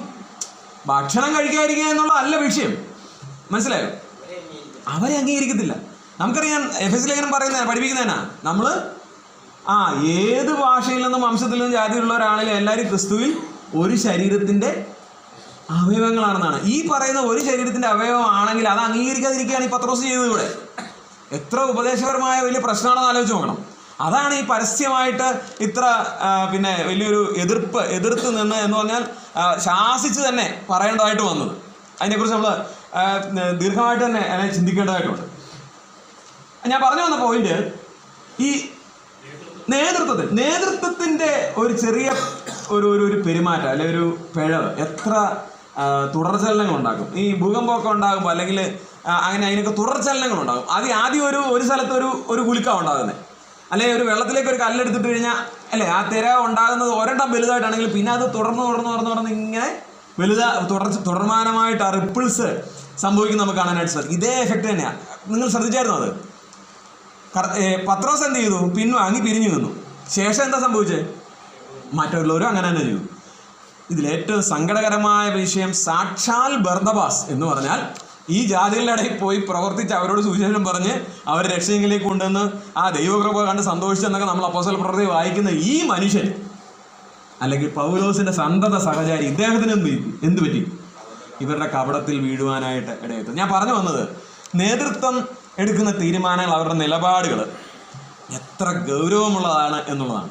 അതിനെ സൂക്ഷിച്ച് കൈകാര്യം ചെയ്തില്ലെങ്കിൽ എത്ര വലിയ ദൂരവ്യാപകമായ ഫലങ്ങളുണ്ടാകും എന്ന് നമുക്ക് ഓർക്കാനായിട്ട് സാധിക്കും. മറ്റൊരു പ്രധാനപ്പെട്ട വിഷയം, ഏതെങ്കിലും ഒരു വ്യക്തി പിന്നെ തെറ്റിനതീതനാണ് എന്നൊരു ചിന്ത നമുക്കുണ്ടെങ്കിൽ അതങ്ങ് മാറ്റിക്കളയണം. പത്രോസ് ആണേലും എന്തു പറ്റും? വീണു പോകാനായിട്ടുള്ള അല്ലെങ്കിൽ വഴുതാനുള്ള സാധ്യതയുണ്ട്. താൻ നിൽക്കുന്നു എന്ന് തോന്നുന്നവൻ വീഴാതിരിക്കാൻ നോക്കട്ടെ, സൂക്ഷിക്കട്ടെ എന്നൊരു വാക്യമുണ്ട്. ഞാൻ പറഞ്ഞത് നമ്മൾ ഭയത്തോടെ ഓർക്കേണ്ട കാര്യമാണ്. ആരാ? പോപ്പിന് തെറ്റാവരമുണ്ട് എന്ന് പറയുന്ന ആൾക്കാരാണോ ഉള്ളത്? അപ്പോൾ അങ്ങനെയല്ല പത്രോസ്. പക്ഷെ പുള്ളിക്ക് സിംഹാസനമൊന്നും ഇല്ലായിരുന്നു. അപ്പോൾ ഈ പറയുന്ന കാര്യം പത്രോസിന്റെ പെരുമാറ്റത്തിൽ നിന്ന് ഇങ്ങനെ ഒരു വീഴ്ച സംഭവിച്ചിട്ടുണ്ടെങ്കിൽ ഇതിനെ എന്ത് ചെയ്യണം? തീർച്ചയായിട്ടും ഡിഫെൻഡ് ചെയ്യണം. പൗലോസ് അതുകൊണ്ട് എന്ത് ചെയ്തു? അതിനെ ഡിഫെൻഡ് ചെയ്യാനായിട്ട് അതിനെ പിന്നെ അദ്ദേഹത്തിന് പത്രോസിനെ അല്ല കുറ്റം പറയുന്നത്, പത്രോസിന്റെ ആക്ഷൻസിനെ. മനസ്സിലായി? അപ്പോൾ ഒരു വ്യക്തിയെ ആയിട്ട് കുറ്റപ്പെടുത്തുന്നതായിട്ട് നമ്മൾ വിചാരിക്കും. തീർച്ചയായിട്ടും പത്രോസിനെയാണ് റെബ്യൂക്ക് ചെയ്യുന്നതെങ്കിലും ആ വ്യക്തിത്വത്തെ അല്ല, പിന്നെ എന്തിനാണ് പെരുമാറ്റം. അപ്പം നമ്മൾ എടുക്കേണ്ട ഒരു കാര്യം, ആരെങ്കിലും നമ്മളെ ഒന്ന് തിരുത്താൻ ശ്രമിച്ചാൽ അതൊരു പേഴ്സണലായിട്ടുള്ള ഒരു വിരോധം തീർക്കലാണ്, കുറ്റപ്പെടുത്തലാണെന്ന് നമ്മൾ ചിന്തിക്കേണ്ട ആവശ്യമില്ല. നമ്മുടെ ആ പെരുമാറ്റത്തെ, നമ്മുടെ ആ നിലപാടിനെയാണ് അങ്ങനെ ചെയ്യാവുള്ളൂ താനും. നമുക്കിപ്പം ഒരാളുടെ ഒരു നിലപാടിനോട് എതിർപ്പുണ്ടെങ്കിൽ അങ്ങേരോടുള്ള ദേഷ്യം മുഴുവൻ ആ നിലപാടിൻ്റെ പേര് തീർക്കാനായിട്ട് പാടില്ല. പിന്നെ എന്ത് ചെയ്യണം? എനിക്ക് വേറെ പ്രശ്നമില്ല, ഈ ഒരു വിഷയത്തിൽ ഒരു ഒരു ഒരു അഭിപ്രായ വ്യത്യാസമുണ്ട്, അത് തിരുത്തപ്പെടേണ്ടതാണ്. ഇതായിരിക്കണം നമ്മൾ പറയേണ്ടത്, അല്ലെങ്കിൽ നമ്മുടെ പ്രാക്ടീസ് എന്ന് പറയുന്നത്. ഞാൻ സന്ദർഭവശാൽ പറഞ്ഞു എന്ന് മാത്രമേ ഉള്ളൂ. ഈ പോസിറ്റീവ് കറക്റ്റിംഗ് അതെന്ന് പറഞ്ഞാൽ വളരെ അത്യാവശ്യമുള്ള കാര്യമാണ്. അത് തീർച്ചയായിട്ടും നമ്മുടെ ജീവിതത്തിൽ നമ്മൾ സ്വീകരിക്കേണ്ടതാണ്. ആരെങ്കിലും അതുപോലെ തന്നെ ഒരു തിരുത്തൽ, ഒരു നല്ല ഒരു മാർഗം പറഞ്ഞാൽ അതിനെ നമ്മൾ ആ ആറ്റിറ്റ്യൂഡിൽ എടുക്കുകയും ചെയ്യണം. ആ വ്യക്തി നമ്മളോട് വിരോധം തീർക്കാനായിട്ടാണ്, അല്ല നമ്മളെ താഴ്ത്തിക്കെട്ടാനാണ് പറഞ്ഞത് എന്ന് വിചാരിക്കേണ്ട ആവശ്യമില്ല. നമ്മുടെ ആ ഒരു ആക്ഷൻ, നമ്മുടെ ഒരു പെരുമാറ്റം, ആ ഒരു കാര്യത്തെ മാത്രമാണ് ചോദ്യം ചെയ്തിരിക്കുന്നത്. അതിനെ തിരുത്തിയാൽ തീരാവുന്ന പ്രശ്നമേ ഉള്ളൂ. ഞാൻ പറഞ്ഞു വന്ന വഴിക്ക് വിഷയം വിട്ടുപോയി ഒരു കാര്യം. അതായത് നിങ്ങളാരും ചിന്തിച്ചിട്ടുണ്ടെന്ന് അറിയത്തില്ല, ഇവിടെ നമ്മൾ കഴിഞ്ഞ ഭാഗത്ത് തീത്തോസിനെ എന്ത് ചെയ്തു?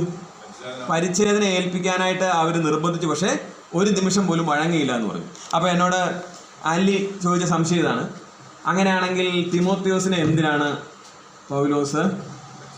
അങ്ങനെ സംഭവം ഉണ്ടോ? നമുക്ക് പെട്ടെന്ന് ആ ഒരു ഭാഗം, കാരണം അതൊരു കരടായിട്ട് കിടക്കണ്ട. അപ്പോസ്തലപ്രവൃത്തി 16-ാം അധ്യായം, അതിൻ്റെ 16-ാം അധ്യായത്തിലാണ് ഈ സംഭവം കാണുന്നത്.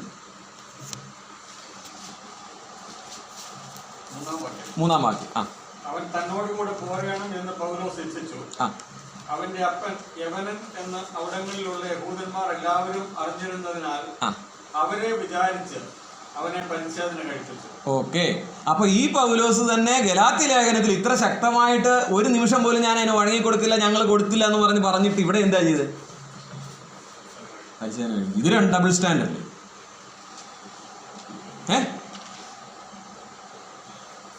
അല്ലേ?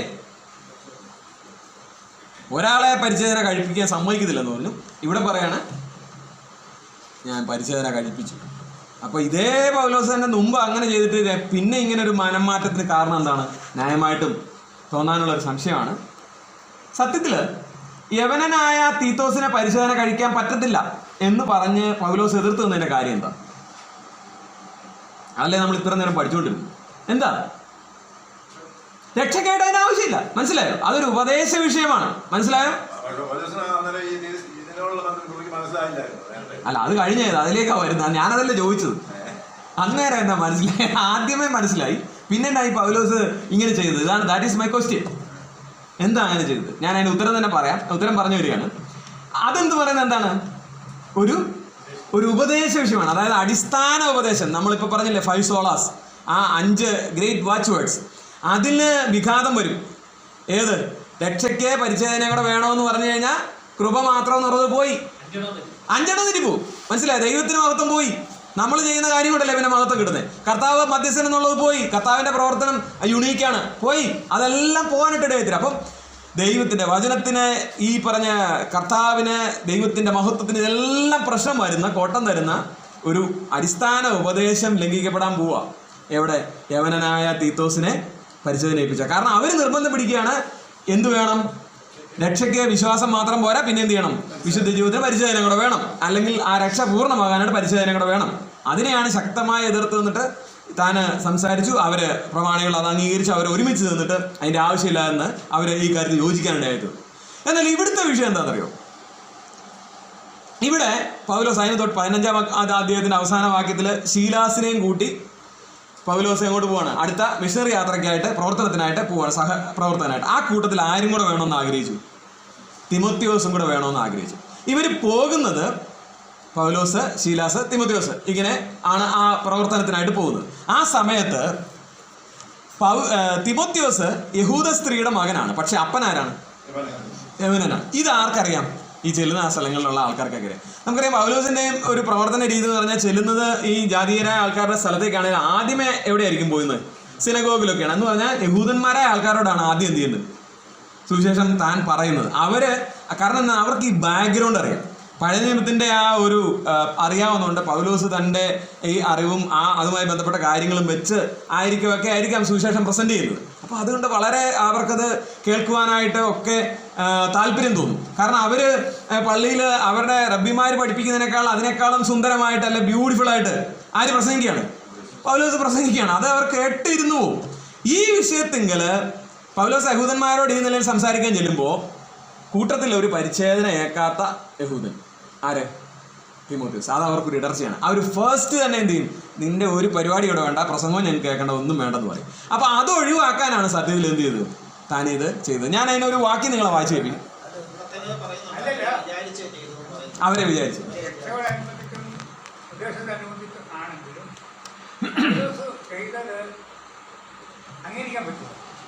ഞാൻ പറയാം, അത് വായിച്ചു കേൾപ്പിക്കാം. 1 കൊരിന്ത്യർ 9:19 ഒന്ന് വായിച്ചു. അല്ല, ഞാൻ ഈ പറയുന്ന വാക്യം ഒന്ന് വായിക്കാം നമുക്ക്. ഓക്കെ, 1 കൊരിന്ത്യർ 9:19.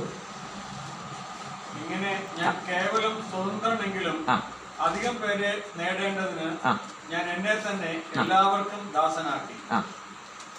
യഹൂദന്മാരെ നേടേണ്ടതിന് ഞാൻ യഹൂദന്മാർക്ക് യഹൂദനെ പോലെയായി.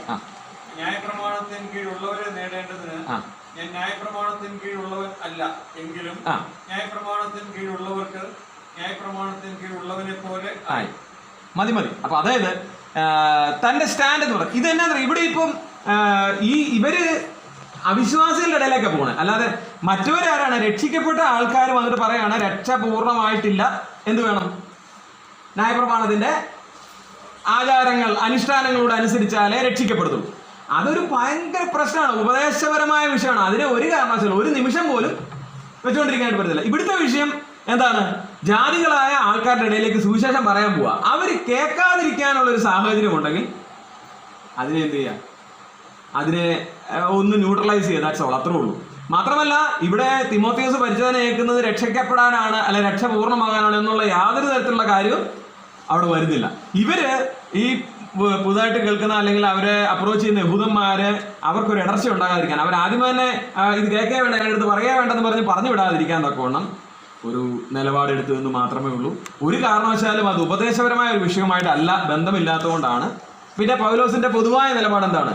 താൻ ദാസന് വേണ്ടി ദാസനാകും, അല്ലെ അങ്ങനെയുള്ളവരെ ഏത് നിലയിലും താഴാനായിട്ട്, അല്ലെ ഏത് നിലയിലും ബേസിക് ഡോക്ട്രിൻസിന്റെ വിഷയത്തിലല്ലാതെ ബാക്കിയുള്ള കാര്യത്തിൽ ഏത് നിലയിലും താൻ സുവിശേഷം അറിയിക്കുന്നത് സംബന്ധിച്ച് വഴങ്ങുവാൻ അല്ലെങ്കിൽ അതിനുവേണ്ടി നിലപാടുകൾ എടുക്കാനായിട്ട് മനസ്സുണ്ടായിരുന്നു.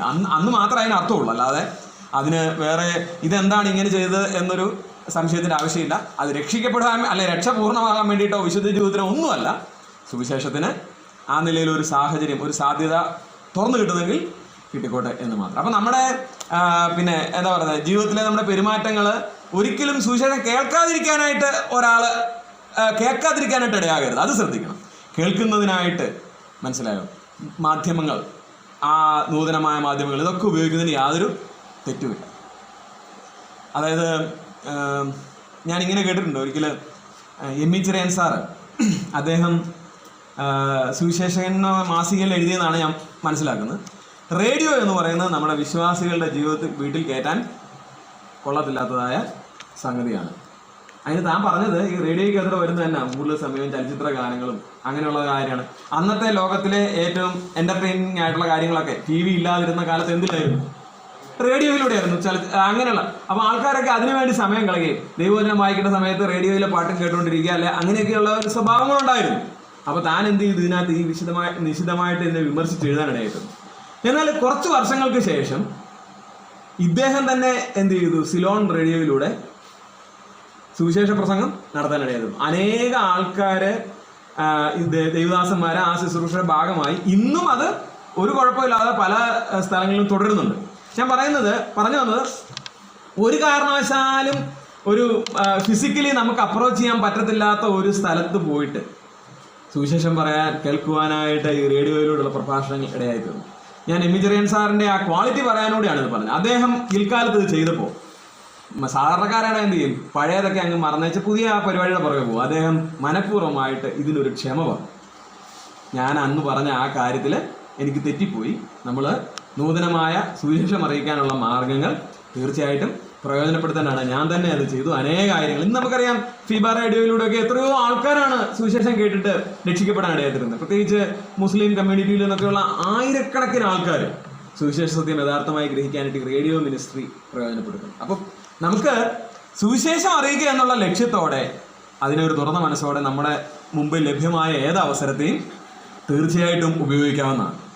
യാതൊരു സംശയമില്ല. എന്നാൽ അതല്ലാത്ത ഒരു കാര്യത്തിൽ, പ്രത്യേകിച്ച് ഉപദേശപരമായ വിഷയത്തിൽ തീർച്ചയായിട്ടും ഇങ്ങനൊരു അയവ് ഒരു നിമിഷം പോലും, പൗലോസിന്റെ ഭാഷ കടമെടുത്ത് പറയുന്ന ഒരു നാഴിക പോലും വഴങ്ങാനായിട്ട് പാടില്ല. ഓക്കെ, ഞാനത് സന്ദർഭവശാൽ പറഞ്ഞു എന്ന് മാത്രമേ ഉള്ളൂ. നമുക്ക് തിരിച്ച് നമ്മുടെ 2-ാം അധ്യായത്തിലേക്ക് വരാം. ഇവിടെ പത്രോസ് അപ്പോസ്തലൻ താന് തൻ്റെ ജീവിതത്തിലെ ഏറ്റവും പ്രധാനപ്പെട്ട ഒരു മിസ്റ്റേക്ക് അത് കാണിക്കാനിടയായിട്ടുണ്ട്. ഇവിടെ അന്ത്യോക്യയിൽ വന്നപ്പോഴത്തേന് തനിക്ക് ലഭിച്ച വിഷൻ ഓർക്കുന്നുണ്ടോ? അപ്പോസ്തല പ്രവൃത്തി 10-ാം അധ്യായം, കൊർന്നല്യോസിന്റെ ഭവനത്തിൽ പോകാൻ തക്കവണ്ണം ഇടയായത് അല്ലേ? തുപ്പട്ടിയുടെ ദർശനമൊക്കെ തന്നെ കാണിച്ചു കൊടുത്താണ്. അവിടെ ചെന്നിട്ട് പത്രോസ് ആദ്യം നിഷേധിച്ചെങ്കിലും ദൈവം നിർബന്ധിച്ച് പറഞ്ഞു, ഇത് ഞാൻ ശുദ്ധമാക്കിയതിനെ നീ അശുദ്ധമെന്ന് നിരൂപിക്കരുതെന്ന് പറഞ്ഞ് ആ കാര്യം ബോധ്യപ്പെടുത്തി ആ കൂടെ വന്ന 2 പേരോടൊപ്പം കൊർന്നല്യോസിന്റെ ഭവനത്തിൽ ചെന്ന് സുവിശേഷം പറഞ്ഞു. ഈ കാര്യങ്ങളെല്ലാം കഴിഞ്ഞതിന് ശേഷം പറയണ, ദൈവത്തിന് മുഖപക്ഷമില്ല, ഏത് ജാതിയിലുള്ളവരെയും വിശ്വസിക്കുന്നവരെ തൻ്റെ മക്കളാക്കാനായിട്ട് ദൈവത്തിന് പ്രസാദമാണ്. ഈ ദർശനം കണ്ട് അതിനെ പ്രഘോഷിച്ച വ്യക്തിയാണ് ചില നാളുകൾക്ക് ശേഷം ഞാൻ ഇതിനെക്കുറിച്ച് ആലോചിച്ച് സത്യത്തിൽ എന്തായിരിക്കും ഇതിൻ്റെ പിന്നിൽ പത്രോസിനെ ഇങ്ങനെ ചെയ്യാനായിട്ട് പ്രേരിപ്പിച്ച വിഷയം? കപടം. അതല്ലാതെ ഒരു വാക്ക് കൂടെ എഴുതിയിട്ടുണ്ട്. ആ വാക്കാണ് ആദ്യം. പരിച്ഛേദനക്കാരെ ഭയപ്പെട്ട്. മനസ്സിലായോ? ഫിയർ, ഭയം. ഇത് നമ്മുടെ ജീവിതത്തിലെ ഏറ്റവും പ്രധാനപ്പെട്ട ഒരു വില്ലനാണ്. മനസ്സിലായോ? ഭയം. നമുക്കറിയാം, ഭയം ഒരു പരിധിവരെ പല കാര്യങ്ങളും നല്ലതാണ്. എന്നാൽ ആവശ്യമില്ലാത്ത ഭയം അല്ലെങ്കിൽ ദുരഭിമാനം, അത് ഒരുതരം ഒരു ഭയമാണ്. ഇതൊക്കെ മനുഷ്യനെ ഒരുപാട് തെറ്റിലേക്കും കുഴപ്പത്തിലേക്കും കൊണ്ടെത്തും. തൻ്റെ പെരുമാറ്റം കണ്ടിട്ട് ഈ വന്ന പരിച്ഛേദനക്കാരായ ഈ വിശ്വാസികൾ, യഹൂദന്മാരായ ഈ വിശ്വാസികൾ, അവര് യെരുശലേമിൽ ചെന്ന് പറഞ്ഞു കഴിഞ്ഞാൽ മൊത്തം പിന്നെ അങ്ങോട്ട് കയറാൻ പറ്റത്തില്ലല്ലോ, പറ്റിയില്ലെങ്കിലോ എന്നൊക്കെ ഒരുപക്ഷെ പത്രോസ് ഓർത്ത് കാണും. സത്യത്തിൽ ഇതുവല്ലോ ഓർക്കേണ്ട ആവശ്യമുണ്ടോ? എനിക്ക് ആ ദർശനം ദൈവത്തിന്റെ പ്രത്യേകമായ ദർശനം കിട്ടിയതാണ്. ഇങ്ങനെയൊരു യാതൊരു തരത്തിലുള്ള ഒരു വിഭാഗീയതയുടെയും ആവശ്യമില്ല. എല്ലാവരും അവർക്ക് നമുക്ക് ലഭിച്ച അതേ പരിശുദ്ധാത്മാവിനെ ഇവർക്കും ദൈവം നൽകാനായിട്ട് പ്രസാദിച്ചെങ്കിൽ പിന്നെ എന്താ പ്രശ്നം എന്നാണ് ചോദിച്ചത്. അപ്പൊ അതുകൊണ്ട് തന്നെ എല്ലാ വിശ്വാസികളും ക്രിസ്തുവേശുവിൽ ഒന്നാണ്.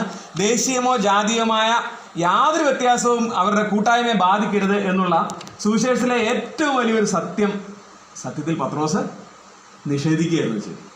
പറഞ്ഞാൽ മനസ്സിലായോ? എത്ര ഗുരുതരമായ പ്രശ്നമാണെന്ന് ആലോചിക്കണം. നമ്മൾ മുമ്പേ പറഞ്ഞപ്പോൾ എന്താണ്, ആകെപ്പാടെ ഭക്ഷണം കഴിച്ചില്ലെങ്കിൽ അല്ല ഉള്ളൂ എന്നൊരു ചോദ്യം നമ്മുടെ മനസ്സിലേക്ക് പ്രകടമായിട്ട് വരുന്നത്. പക്ഷേ സത്യത്തിൽ ഈ ആൾക്കാരെ നിഷേധിക്കുകയാണ്. ദൈവം നീതീകരിച്ച ഈ വിശ്വാസികളെ, നീതീകരിക്കപ്പെട്ടവരെ അവർ അശുദ്ധരെന്ന് പറഞ്ഞ് മാറ്റി നിർത്തണം. എത്ര ഗുരുതരമായ പാപമാണെന്ന് ആലോചിക്കുക. നമ്മുടെ ജീവിതത്തിൽ ഈ വിഷയത്തിന്റെ ഗൗരവം തീർച്ചയായിട്ടും ചിന്തിക്കാനായിട്ട് ഇടയാക്കിത്തീരട്ടെ. ഫിൻലെ എന്ന് പറഞ്ഞ ദേവദാസനെ കുറിച്ച് പറഞ്ഞിരിക്കുന്നത്, ജാതികളോടുകൂടെ ഭക്ഷണം കഴിക്കുന്നത് നിരസിക്കുന്നതിലൂടെ അവർ ക്രിസ്തുവിൽ വിശ്വാസികളാണെങ്കിലും പത്രോസിന് ഇപ്പോഴും അവര് സാധാരണക്കാരും അശുദ്ധരുമാണ്. മനസ്സിലായോ? കർത്താവായ യേശു ക്രിസ്തുവിന് അവര് വിശുദ്ധ രാജകീയ പുരോഹിത വർഗമാണ്, സ്വന്തം ജനമാണ്, വേർപാടിനെ നടിച്ചുകൊറില്ല. പിന്നെ ആരാണ്? വിശ്വാസികളുടെ ഭവനക്കാരാണ്, ദൈവത്തിന്റെ മക്കളാണ്. പക്ഷെ പത്രോസിന് ആരാണ്? അവരശുദ്ധരും വിജാതീയരുമാണ്. കർത്താവായ യേശു ക്രിസ്തു വിശദീകരിച്ചതിനെ നീതീകരിച്ച ഒരാളെ നമുക്ക് അങ്ങനെ മാറ്റി നിർത്താനായിട്ട് പാടുണ്ടോ? ഇതാണ് ഇവിടുത്തെ ഏറ്റവും പ്രധാനമായ ക്വസ്റ്റ്യൻ. നമ്മുടെ ജീവിതത്തിൽ ഈ നമ്മുടെ ആചാരങ്ങൾ, ഇപ്പോൾ നമ്മൾ ഇവിടുത്തെ യഹൂദന്മാരുടെ ആചാരം കൊണ്ട് പല കാര്യങ്ങളും അവരെ കുറ്റം പറഞ്ഞുകൊണ്ടിരിക്കുകയാണെങ്കിൽ നമ്മുടെ ആചാരങ്ങളും നമ്മുടെ പ്രാക്ടീസസും ഒരു നിമിഷം ഒന്ന് ആലോചിക്കാനായിട്ട് ഞാൻ ഇന്ന് പകൽ ഈ സമയം ഇതിനെക്കുറിച്ച് വായിച്ചുകൊണ്ടിരുന്നപ്പോൾ ഒരുപാട് അതിനെക്കുറിച്ച് ചിന്തിക്കാനിടയായിത്തീർന്നു. ഒരു കമൻട്രിയിൽ എഴുതിയിരിക്കുന്നത് വളരെ സങ്കടകരമായ വാക്കാണ്. ഞാനത് വായിച്ചിട്ട് ശരിക്കും അതിശയിച്ചു പോയി. ഇതുകൊണ്ട് പത്രോസ് ശരിക്കും പറഞ്ഞ എന്നാണെന്നറിയോ, കർത്താവായ യേശു ക്രിസ്തുവിൻ്റെ സഭയാകുന്ന ആ ശരീരം എന്ന് പറഞ്ഞാൽ അത് 2 ശരീരമുണ്ട് എന്നാ പത്രോസ് പറയുന്നത്. ഒന്ന് ഒരു ജെൻറ്റൈൽ ബോഡി, ഒന്നൊരു ജൂയിഷ് ബോഡി. മനസ്സിലായോ? നമ്മളെല്ലാവരും ഏക ശരീരമാകുമാറ് ഒരേ ആത്മാവിനെ പാനം ചെയ്തിരിക്കുന്നതാണ് തിരുവെടുത്ത് പറയുന്നത്. ആ സമയത്ത് ഇവിടെ പ്രൂവ് ചെയ്യാണ് ഒരു ജാതീയ ശരീരമുണ്ട്, ഒരു യഹൂദ ശരീരമുണ്ട്. ആലോചിച്ച് നോക്കി, എത്ര വലിയ ദുരുപദേശമാണ്. മാത്രമല്ല നമ്മൾ പറഞ്ഞ പോലെ ഈ പറഞ്ഞ ഈ ഭയത്തിൽ നിന്ന് പത്രോസ് എടുത്തേക്ക് നിലപാടിൽ മറ്റുള്ളവരും എന്ത് ചെയ്തു? കപടം കാണിക്കാനായിട്ട് ഇടയായിട്ടുണ്ട്. ആ വാക്ക് അവിടെ വന്നു. ഇവിടെ കപടം, ഇത് ശരിക്കും എന്താണ്? ഒരു കപടഭക്തിയാണ്. സത്യത്തിൽ പത്രോസിനെ ഈ മറ്റേ യഹൂദന്മാരൊക്കെ കാണുമ്പം അപ്രീഷിയേറ്റ് ചെയ്യാൻ സാധ്യതയുണ്ട്. ആരെ? യെരുശലേമിൽ നിന്നുള്ള. കാരണം എന്താണ്? ഇദ്ദേഹം വളരെ ആ യഹൂദ മര്യാദകളെല്ലാം ഇപ്പോഴും പാലിച്ചു പോകുന്നുണ്ട്. അവര് ശുദ്ധിയുടെയും വൃത്തിയുടെയും ഒക്കെ കാര്യത്തിലാണ് ഇങ്ങനെ എന്താ പറയുന്നത്, ഈ ഭക്ഷണത്തിലെ നിയമങ്ങളൊക്കെ പാലിക്കുന്നത്. പക്ഷെ അതിനകത്ത് യാതൊരു കാര്യത്തിലും കർത്താവ് അതെല്ലാം തിരുത്തി. കർത്താവ് പറഞ്ഞു, മനുഷ്യന്റെ വായിലോട്ട് പോകുന്ന അല്ല അവനെ അശുദ്ധമാക്കുന്നത്, പിന്നെ എന്താണ്? തിരിച്ചു വരുന്നതാണ്. അവിടെയാണ് ഈ പ്രശ്നം മുഴുവൻ കിടക്കുന്നത്. ഹൃദയമാണ് ഇതിന്റെ എല്ലാം കുഴപ്പം പിടിച്ച സ്ഥലം. അതാണ് ശുദ്ധിയാകേണ്ടത്. അല്ലാതെ നമ്മൾ എന്താ പറയുക, ഒരു ശാല അഴുക്കുള്ള ഭക്ഷണം കഴിച്ചതുകൊണ്ട് അതൊക്കെ ചിലപ്പോൾ വല്ല എന്താ പറയുക ഈ അണുബാധ അങ്ങനെ എന്തെങ്കിലും കൊണ്ടാണ്. അതൊന്നും ആത്യന്തികമായിട്ടൊരു വിഷയമല്ല. അതല്ല മനുഷ്യന്റെ അശുദ്ധിയുടെ കാരണം എന്ന് പറയും. എന്നാൽ ആ പ്രധാനപ്പെട്ട വ്യവസ്ഥ ഇവിടെ പത്രോസ് ലംഘിക്കുന്നതായിട്ട് നമുക്ക് കാണാൻ സാധിക്കും. ആ ശേഷം യഹൂദന്മാരും കപടം കാണിച്ചു, അല്ലെങ്കിൽ കപടഭക്തി നടിച്ചു. അവരും പത്രോസിനൊപ്പം കൂടിയിട്ട് എന്ത് ചെയ്തു? കഴിക്കാതെ ഇരുന്ന് അവരെല്ലാം ഭക്തന്മാരാണ്. അവരെല്ലാം നമ്മുടെ ആചാരം അനുസരിച്ച് കഴിഞ്ഞ പിൻതലമുറകൾ ആൾക്കാരെ അനുശാസിച്ചു പോകുന്ന അതേ പ്രമാണങ്ങൾ ഞങ്ങൾ അതേപടി തന്നെ അനുസരിച്ച് പോരുകയാണ് എന്ന് പറഞ്ഞിട്ട് ഒരുതരം കപടഭക്തി കാണിക്കാനായിട്ട് ഇടയായിട്ടുണ്ട്. പൗലോസിന്റെ നോക്കണം. അപ്പൊ അതിന്റെ ആ ഇന്റൻസിറ്റി നോക്കണം. ഇതിന്റെ അടിസ്ഥാനത്തിൽ ആരും തെറ്റിപ്പോയി?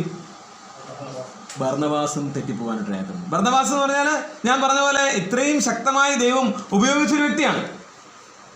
ഈ ആക്ഷൻസ് അല്ലെ ഈ ഇങ്ങനത്തെ പ്രയോഗം കൊണ്ട് ഇൻഎഫക്റ്റ് പത്രോസ് എന്താ പഠിപ്പിക്കാൻ ഉദ്ദേശിച്ചത് അല്ലെങ്കിൽ പറഞ്ഞു വെച്ചത്?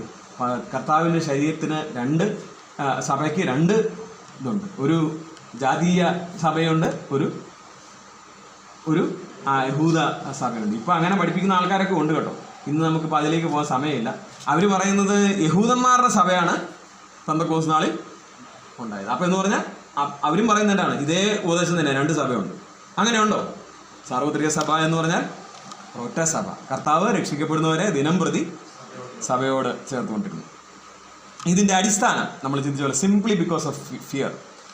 ആൻഡ് ഇതുവരെ എന്താ പറയുന്നത്, അപ്പോസ്തല പ്രവൃത്തി 11-ാം അധ്യായത്തിലൊക്കെ താൻ ഡിഫെൻഡ് ചെയ്തതിനെല്ലാം നേരെ എഗൻസ്റ്റ് ആയിട്ടുള്ള കാര്യങ്ങളാണ് പത്രോസ് ചെയ്തു വെച്ചത്. ഇങ്ങനെ പരസ്യമായ ഒരു പ്രശ്നം, അതായത് ഒരു പിഴവ്, എന്താ പറയുക, ഒരു കാരണവശാലും പൊരുത്തപ്പെടാൻ പറ്റാത്ത ഈ സംഗതി അതുണ്ടായപ്പോൾ ചില ആഴ്ചകൾക്ക് മുമ്പ് നമ്മൾ വിനോദ് സാർ പറഞ്ഞാണ് പരസ്യമായ തെറ്റിന് പരസ്യമായിട്ട് എന്ത് ചെയ്യണം? ശാസിക്കണം. അതുകൊണ്ടാണ് ഇവിടെ പരസ്യമായിട്ട് പത്രോസിനെ ആര് ശാസിക്കുകയാണ്? എതിർക്കുകയാണ് പൗലോസ്. നമ്മൾ ആ വാക്യങ്ങളോടെ വായിക്കാം. അവൻ പറയുകയാണ്, അവർ സുവിശേഷത്തിന്റെ സത്യം അനുസരിച്ച് ചൊവ്വായി നടക്കുന്നില്ല എന്ന് കണ്ടിട്ട് ഞാൻ എല്ലാവരും കേൾക്കെ കേഫാവിനോട് പറഞ്ഞത്, യഹൂദനായ നീ യഹൂദ മര്യാദ പ്രകാരമല്ല ജാതികളുടെ മര്യാദ പ്രകാരം ജീവിക്കുമെങ്കിൽ നീ ജാതികളെ യഹൂദ മര്യാദ അനുസരിപ്പാൻ നിർബന്ധിക്കുന്നതെന്ത്? നാം സ്വഭാവത്താൽ ജാതികളിൽ നിന്നുള്ള പാവികളല്ല, യഹൂദന്മാരത്ര. എന്നാൽ യേശു ക്രിസ്തുവിലുള്ള വിശ്വാസത്താൽ അല്ലാതെ ന്യായപ്രമാണത്തിന്റെ പ്രവർത്തികളാൽ മനുഷ്യൻ നീതീകരിക്കപ്പെടുന്നില്ല എന്ന് അറിഞ്ഞിരിക്കുന്നുണ്ട്. നാമും ന്യായപ്രമാണത്തിന്റെ പ്രവർത്തികളാലല്ല ക്രിസ്തുവിലുള്ള വിശ്വാസത്താൽ തന്നെ നീതീകരിക്കപ്പെടേണ്ടതിന് ക്രിസ്തു യേശുവിൽ വിശ്വസിച്ചു ന്യായപ്രമാണത്തിന്റെ പ്രവർത്തികളാൽ ഒരു ജഡവും നീതീകരിക്കപ്പെടുന്നില്ല. പത്രോസ് തൻ്റെ കൺവിക്ഷൻസ് അല്ലെ തൻ്റെ വിശ്വാസങ്ങൾ അതിന് കോൺട്രഡിക്ടറി ആയിട്ട് അതിന് വൈരുദ്ധ്യമായിട്ട് ആണ് തൻ്റെ ആക്ഷൻസ് ഉണ്ടായത് എന്ന് പറഞ്ഞു. അത് കേവലം പത്രോസിൻ്റെ ഒരു ആക്ഷനായിട്ട് മാത്രം അത് തീർന്നില്ല. ശേഷം യഹൂദന്മാർ അല്ലെങ്കിൽ മറ്റു വിശ്വാസികൾ അത് കോപ്പി ചെയ്തു. ഈവൻ ബർന്നബാസ് വരെ അത് ഏറ്റെടുക്കാനിടയായിട്ടുണ്ട്. ആത്യന്തികമായിട്ട് ഇതിലൂടെ സംഭവിച്ചതാണെന്നറിയോ? ഇത് എന്ന് പറയുന്നത് ക്രിസ്തീയ സ്വാതന്ത്ര്യം എന്നുള്ളത് അവർ പ്രസംഗിച്ചുകൊണ്ടിരുന്ന, പഠിപ്പിച്ചുകൊണ്ടിരുന്ന, അവർ വിശ്വസിച്ചുകൊണ്ടിരുന്ന ഒരു കാര്യം ഏറ്റവും വലിയ വഞ്ചനാപരമായ ഒരു ഘട്ടത്തിൽ എത്തി എന്നാണ് പറഞ്ഞു വെക്കാനായിട്ട് സാധിക്കും. ക്രിസ്തീയ സ്വാതന്ത്ര്യത്തെക്കുറിച്ചാണ് ഇതുവരെ പറഞ്ഞത്. നമ്മൾ ഈ വിഷയത്തിന്റെ നമ്മുടെ ഗലാത്യ ലേഖനത്തിന്റെ ഏറ്റവും വലിയ വിഷയം അത് തന്നെയാണ്. നമ്മളതിന്റെ കുറുവാക്യം ഓർത്തു. എന്തായിരുന്നു? 5-ാം അധ്യായം 1-ാം വാക്യം, സ്വാതന്ത്ര്യത്തിനായിട്ട് ക്രിസ്തു നമ്മളെ സ്വതന്ത്രരാക്കി. അതിൽ എന്ത് ചെയ്യണം? ഉറച്ചു നിൽക്കണം. അവിടെയാണ് ഈ വിഷയം. ഈ സ്വതന്ത്രരായത് ഒരു ദിവസമാണ്, പിന്നെ അത് കഴിഞ്ഞ് പിന്നെ അടിമത്തത്തിലേക്ക് പോകാനാണ്, പിന്നെ സ്വാതന്ത്ര്യത്തിന്റെ ആവശ്യമില്ലായിരുന്നു. ഇവിടുത്തെ വിഷയം അതാണ്. ഒരിക്കൽ ഇതെല്ലാം വിട്ട് ഇതൊന്നും ഒരു പ്രശ്നമല്ല, ഇങ്ങനത്തെ ആചാരം കൊണ്ടൊന്നും രക്ഷപ്പെടത്തില്ല എന്ന് മനസ്സിലാക്കി യേശു ക്രിസ്തുവിലെ വിശ്വാസമല്ല, അതല്ല ഈ 14-15 വാക്യങ്ങളിൽ പറയുന്നതാണ്. യേശു ക്രിസ്തുവിലെ വിശ്വാസത്താൽ മാത്രമാണ് നീതീകരിക്കപ്പെടുന്നത് എന്ന് മനസ്സിലാക്കി അതിനെ ഏറ്റെടുത്ത ആൾക്കാർ പിന്നെ എന്ത് ചെയ്യാണ്? ആ സ്വാതന്ത്ര്യം അടിയറ വെച്ചിട്ട് അതിനെ വഞ്ചിച്ചിട്ട് അടിമത്തത്തിലേക്ക് പോവുകയാണ്. ജാതികളായ വിശ്വാസികളോട് കൂടെ ഇരുന്ന് ഭക്ഷണം കഴിക്കുന്നത് നിരോധിച്ചതിലൂടെ, അല്ലെങ്കിൽ അത് നിരസിച്ചതിലൂടെ, യഹൂദ ന്യായപ്രമാണം ആചാര രീതികളും അനുഷ്ഠിക്കുന്നത് വിശുദ്ധിക്ക് അനിവാര്യമാണ്, അല്ലെ ഒരു വിശുദ്ധ ജീവിതത്തിന് അല്ലെ രക്ഷ പൂർണ്ണമാകേണ്ടതിന് അത് വേണം എന്ന് പൗലോസ് മൗനമായിട്ട് അങ്ങ് സമ്മതിക്കുകയാണ്. ഞാൻ പറഞ്ഞല്ലോ, നമ്മുടെ സ്റ്റാൻഡ്, നമ്മുടെ നിലപാടുകൾ എല്ലാം ചോദിച്ചായിരുന്നു പത്രോസ് ചില നിലപാടുകൾ അത് എത്ര ദൂരവ്യാപകമായ ഫലങ്ങൾ ഉണ്ടാക്കുമെന്ന് വീണ്ടും വീണ്ടും ഞാനത് ഓർക്കുകയാണ്. അപ്പോൾ ഇവിടെ നമ്മൾ വായിക്കുമ്പോൾ പത്രോസിന്റെ മറുപടി ഒന്നും ഇവിടെ രേഖപ്പെടുത്തിയിട്ടില്ല. അതിന്റെ അർത്ഥം എന്താ? ഒരു വാക്കും പറയാനില്ല. പിന്നെ മറ്റേ ഉപമയ്ക്കകത്ത് പറഞ്ഞേക്കുന്നതിൽ അവരുടെ വാക്ക് മുട്ടിപ്പോയി. പത്രോസിന്റെ സത്യത്തിൽ എന്താണ്? പൗലോസ് ഇത് ചൂണ്ടിക്കാണിച്ചപ്പോൾ വാക്ക് മുട്ടിപ്പോയി. കാരണം തൻ്റെ ജീവിതത്തിലെ ഏറ്റവും വലിയ ഗുരുതരമായ ഒരു പിഴവാണ് ഈ വരുത്തിയിരിക്കുന്നത് എന്നുള്ളത് യാതൊരു സംശയമില്ലാതെ നമുക്ക് മനസ്സിലാക്കാനായിട്ട് സാധിക്കും. അതുകൊണ്ടാണ് ഇവിടെ പറഞ്ഞിരിക്കുന്നത്, സുവിശേഷത്തിന്റെ സത്യം അനുസരിച്ച് ചൊവ്വായി നടക്കുന്നില്ല. സുവിശേഷത്തിന്റെ സത്യം അനുസരിക്കണം എന്നുള്ളത് ഏറ്റവും പ്രധാനപ്പെട്ട കാര്യമാണ്. ആ അനുസരിക്കണം എന്നുള്ളത് പോലെ തന്നെ പ്രധാനപ്പെട്ട കാര്യമാണ് എന്ത്? അതനുസരിച്ച് ചൊവ്വായിട്ട് നടക്കണം എന്ന് പറഞ്ഞാൽ അതിൽ കണ്ടിന്യൂ ചെയ്യണം. നമ്മൾ ഗുരുവാക്യം ഒന്നുകൂടെ ഞാൻ പറയാണ്, സ്വാതന്ത്ര്യത്തിനായിട്ട് ക്രിസ്തു നമ്മളെ സ്വതന്ത്രരാക്കി. അതുകൊണ്ട് എന്ത് ചെയ്യണമെന്ന് പറഞ്ഞു? അതിൽ ഉറച്ചു നിൽക്കണം. മനസ്സിലായി? ആ സ്വാതന്ത്ര്യം ഒരിക്കൽ അനുഭവിച്ചിട്ട് പിന്നെയും എൻ്റെ കൈ കെട്ടിക്കോ എന്ന് പറഞ്ഞിട്ട് ഞാൻ ഇങ്ങനെ പോരുവാണെന്ന് പറഞ്ഞ് പോകരുത്. തുടർന്നുള്ള വാക്യങ്ങൾ താഴ്ത്തു വായിക്കുമ്പം ഒരിക്കൽ പണിയുന്നത് പിന്നെ പൊളിച്ചു കളഞ്ഞത് പിന്നെയും പണിയുകയാണെങ്കിൽ എന്തൊരു അടിമത്തമാണെന്നാണ് ദൈവത്തിന്റെ പരിശുദ്ധാത്മാവ് ചോദിക്കുന്നത്. അപ്പോൾ ഈ പിന്നെ എന്താ പറയാ, ഈ ഒരിക്കൽ ലഭിച്ച ഈ സ്വാതന്ത്ര്യം അതിൽ ഉറച്ചു നിൽക്കാനായിട്ട് സുവിശേഷത്തിന്റെ ആ സത്യത്തിൽ അനുസരിച്ച് ചൊവ്വായി നടക്കണം. മനസ്സിലായോ? അത് നമ്മുടെ ജീവിതത്തിൽ നിന്ന് കർത്താവ് പ്രതീക്ഷിക്കുന്ന കാര്യമാണ്. അതിൽ നിന്ന് യാതൊരു വിധത്തിലും ഒരു മാറ്റം ഉണ്ടാകാനായിട്ട് പാടില്ല. ഉറച്ച് നിൽക്കേണ്ട ആവശ്യമുണ്ട്. പത്രോസിന്റെ മറുപടി ഇവിടെ കാണുന്നില്ലെങ്കിലും പൗലോസ് തൻ്റെ ആ പറയാനുള്ള കാര്യങ്ങൾ നല്ല ശക്തമായിട്ട് അവതരിപ്പിക്കുകയാണ്. നമുക്ക് ആ 16-ാം വാക്യം ഒരിക്കൽ കൂടെ വായിക്കാം. എന്നാൽ യേശുക്രിസ്തുവിലുള്ള വിശ്വാസത്താൽ അല്ലാതെ ന്യായപ്രമാണത്തിന്റെ പ്രവർത്തികളാൽ മനുഷ്യൻ നീതീകരിക്കപ്പെടുന്നില്ല എന്ന് അറിഞ്ഞിരിക്കുന്നുണ്ട് നാമും ന്യായപ്രമാണത്തിന്റെ പ്രവർത്തികളാലല്ല ക്രിസ്തുവിലുള്ള വിശ്വാസത്താൽ തന്നെ നീതീകരിക്കപ്പെടേണ്ടതിന് ക്രിസ്തു യേശുവിൽ വിശ്വസിച്ചു. ന്യായപ്രമാണത്തിന്റെ പ്രവർത്തികളാൽ ഒരു ജഡവും നീതീകരിക്കപ്പെടുകയില്ലല്ലോ. നമുക്കറിയാം, ഈ ലേഖനത്തിന്റെ ഏറ്റവും പ്രധാനപ്പെട്ട വിഷയം എന്ന് പറയുന്നത് എന്താണ്? ജസ്റ്റിഫിക്കേഷൻ ബൈ ഫെയ്ത്ത്, അല്ലെങ്കിൽ കൃപയാലുള്ള രക്ഷ എന്നതിനെ കുറിച്ചാണ്, ആ നീതീകരണത്തെക്കുറിച്ചാണ്. നീതീകരണം എന്നുള്ള വാക്ക് ആദ്യമായിട്ട് ഇവിടെ വരികയാണ്. 2-ാം അധ്യായത്തിന്റെ ഈ വാക്യത്തിലാണ് നീതീകരണം എന്ന വാക്ക് ആദ്യമായിട്ട് ദൈവത്തിന്റെ പരിശുദ്ധാത്മാവ് രേഖപ്പെടുത്തിയിരിക്കുന്നത്. ജസ്റ്റിഫിക്കേഷൻ എന്ന് പറഞ്ഞാൽ അതൊരു ലീഗൽ ടേമാണ്, അതായത് ഒരു കോടതി ഭാഷയാണ് നീതീകരണം. നമുക്കതിൻ്റെ അർത്ഥം അറിയാം. ഒരു ആള് കുറ്റാരോപിതനായി അല്ലെങ്കിൽ കുറ്റം ചെയ്തിട്ടോ ഒക്കെ പിടിക്കപ്പെട്ട് കഴിഞ്ഞാൽ ആ വിസ്താരം നടത്തിയതിന് ശേഷം എന്ത് ചെയ്യും? ഒന്നുകിൽ കുറ്റക്കാരനെന്ന് പ്രഖ്യാപിച്ച് ശിക്ഷ വിധിക്കുക, അല്ലെങ്കിൽ എന്ത് ചെയ്യും? അല്ലെങ്കിൽ നീതിമാനെന്ന് പ്രഖ്യാപിച്ച് വിട്ടേക്കും, വെറുതെ അയക്കും. ഇതാണ് ന്യായമായിട്ടുള്ള നിയമവ്യവസ്ഥിതി എന്ന് പറയുന്നത്. അപ്പൊ ജസ്റ്റിഫിക്കേഷൻ, നീതീകരണം എന്ന് പറഞ്ഞാൽ ഒരാൾ കുറ്റക്കാരനല്ല എന്ന് പ്രഖ്യാപിക്കുകയാണ്. അങ്ങനെ ഇരിക്കുമ്പോൾ നമുക്കൊരു സംശയം തോന്നും, ഞാൻ എന്ന് പറയുന്ന ആൾ എന്തോരം കുഴപ്പക്കാരനാണ് അല്ലേ? നമ്മുടെ ജീവിതം ഒരു നിമിഷത്തെ ഒന്ന് ആലോചിച്ച് നോക്കി, പ്രത്യേകിച്ച് രക്ഷിക്കപ്പെടുന്നതിന് മുമ്പുള്ള അവസ്ഥ ആലോചിച്ച് നോക്കി. അങ്ങനെയുള്ള ഈ ഞാൻ, അല്ലെങ്കിൽ പൊതുവായി മനുഷ്യവർഗം, അവരെങ്ങനെയാണ് ഈ അതിപരിശുദ്ധിയിൽ വസിക്കുന്ന ദൈവത്തിന്റെ കൺമുമ്പിൽ നീതിമാനായി പ്രഖ്യാപിക്കപ്പെടുന്നത്, നീതീകരിക്കപ്പെട്ടവനാകുന്നത്? റോമാലേഖനം 8:1. അതുകൊണ്ട് ഇപ്പോൾ ക്രിസ്തുവേശുള്ളവർക്ക് ഒരു ശിക്ഷാവിധിയില്ല. അങ്കിൾ ഉദ്ദേശിച്ച 5-ന്റെ 1 വിശ്വാസത്താൽ നീതീകരിക്കപ്പെട്ടിട്ട് നമ്മുടെ കർത്താവായ യേശു ക്രിസ്തു മുഖാന്തരം നമുക്ക് ദൈവത്തോട് സമാധാനമുണ്ട്. ഓക്കെ, അപ്പൊ ആ കാര്യം വിശ്വാസത്താൽ എന്നുള്ള ആ വിഷയം, അല്ലെങ്കിൽ നീതീകരിക്കപ്പെടുക എന്നുള്ളതൊക്കെ നമ്മൾ പറയുമ്പോഴും ഇതിന് ഉള്ളിൻ്റെ ഉള്ളിലൊരു സംശയമില്ലേ, എങ്ങനെയായിരുന്നാലും ഇത് നടക്കുന്നത്? ദൈവത്തിന് പാപത്തോട് ഒരു കാരണവശാലും എന്ത് ചെയ്യാൻ പറ്റില്ല, ഒരു കോംപ്രമൈസ് ചെയ്യാനായിട്ട് പറ്റത്തില്ല. ദൈവം പാപിയെ അല്ലെ പാപത്തെ ശിക്ഷിക്കുക തന്നെ ചെയ്യും. നീതിമാൻ എന്ന് പ്രഖ്യാപിക്കുക, അല്ലെങ്കിൽ പിന്നെ ഈ വാക്കിൻ്റെ അല്ലെ ഈ കോടതിയുടെ പശ്ചാത്തലത്തിൽ പറയുന്ന രണ്ടാമത്തെ കാര്യം എന്താണ്? കുറ്റക്കാരനെന്ന് കണ്ടെത്തി അത് പ്രഖ്യാപിക്കുക, അല്ലെ അതിന് ശിക്ഷാ നടപടിയിലേക്ക് പോകുക. ന്യായമായിട്ടും മനുഷ്യനെ എങ്ങനെ പ്രഖ്യാപിക്കണം? ഏത് മനുഷ്യനും ആരാണ്? കുറ്റക്കാരനാണ്. പാപം ജന്മനാൽ അവൻ്റെ ആ ആദാമ്യ പാപം തുടരുന്നതിനാൽ നമ്മൾ പ്രത്യേകിച്ച് ഒരു തെറ്റും ചെയ്തില്ലെങ്കിലും പാമ്പിൻ്റെ കുഞ്ഞ് പാമ്പാണ് എന്ന് പറഞ്ഞ പോലെ തന്നെ മനുഷ്യൻ എല്ലാവരും ആരാണ്? പാപികളാണ്.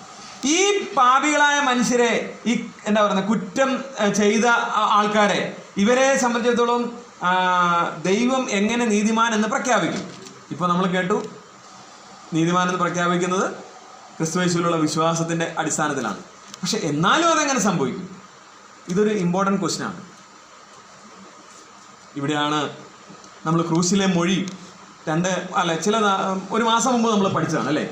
ക്രൂശിലെ മൊഴികളിലെ 6ാമത്തെ മൊഴി അതെന്താണ്?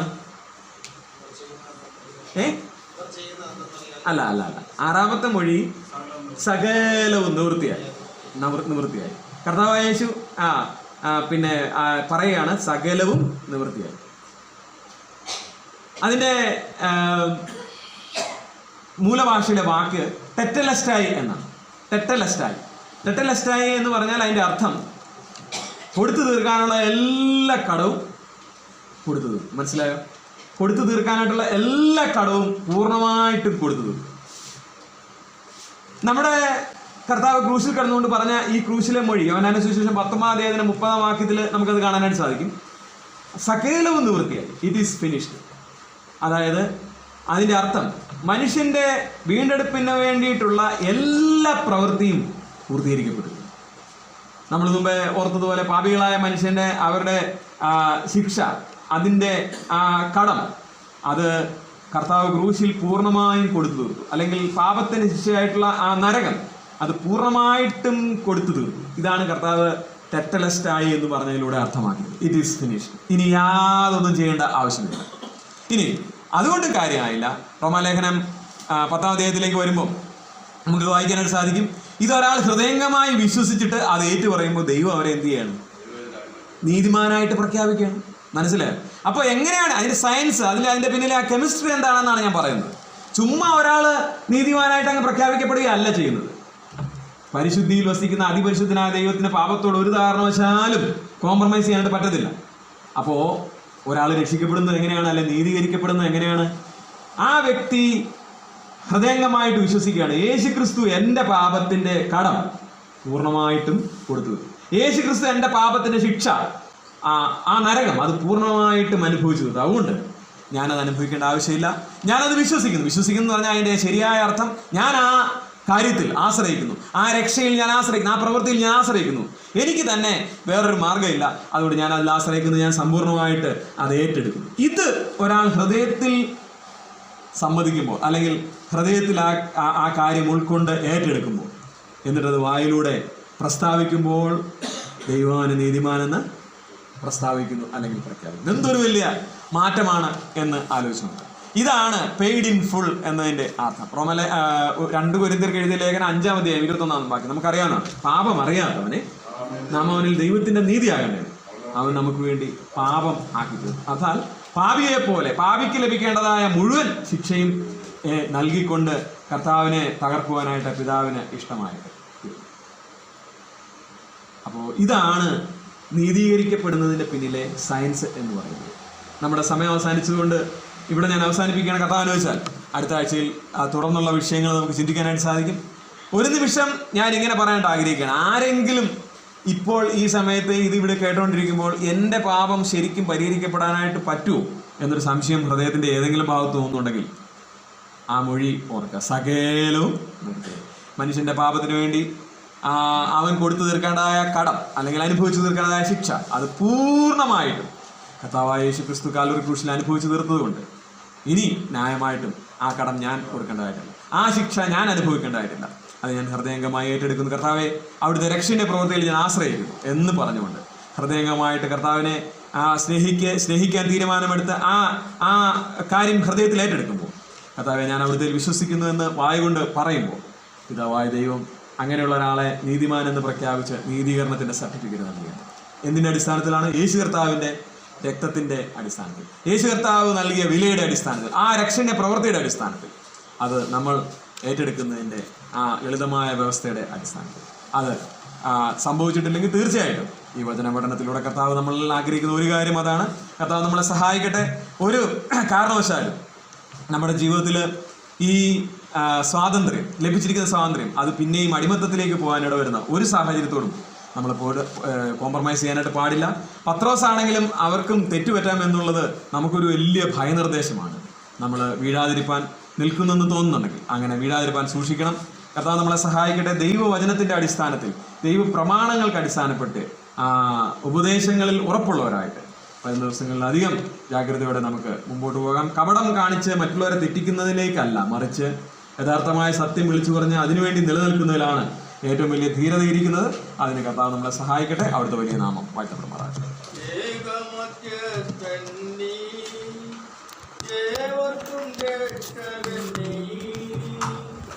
ഏകമധ്യസ്ഥൻ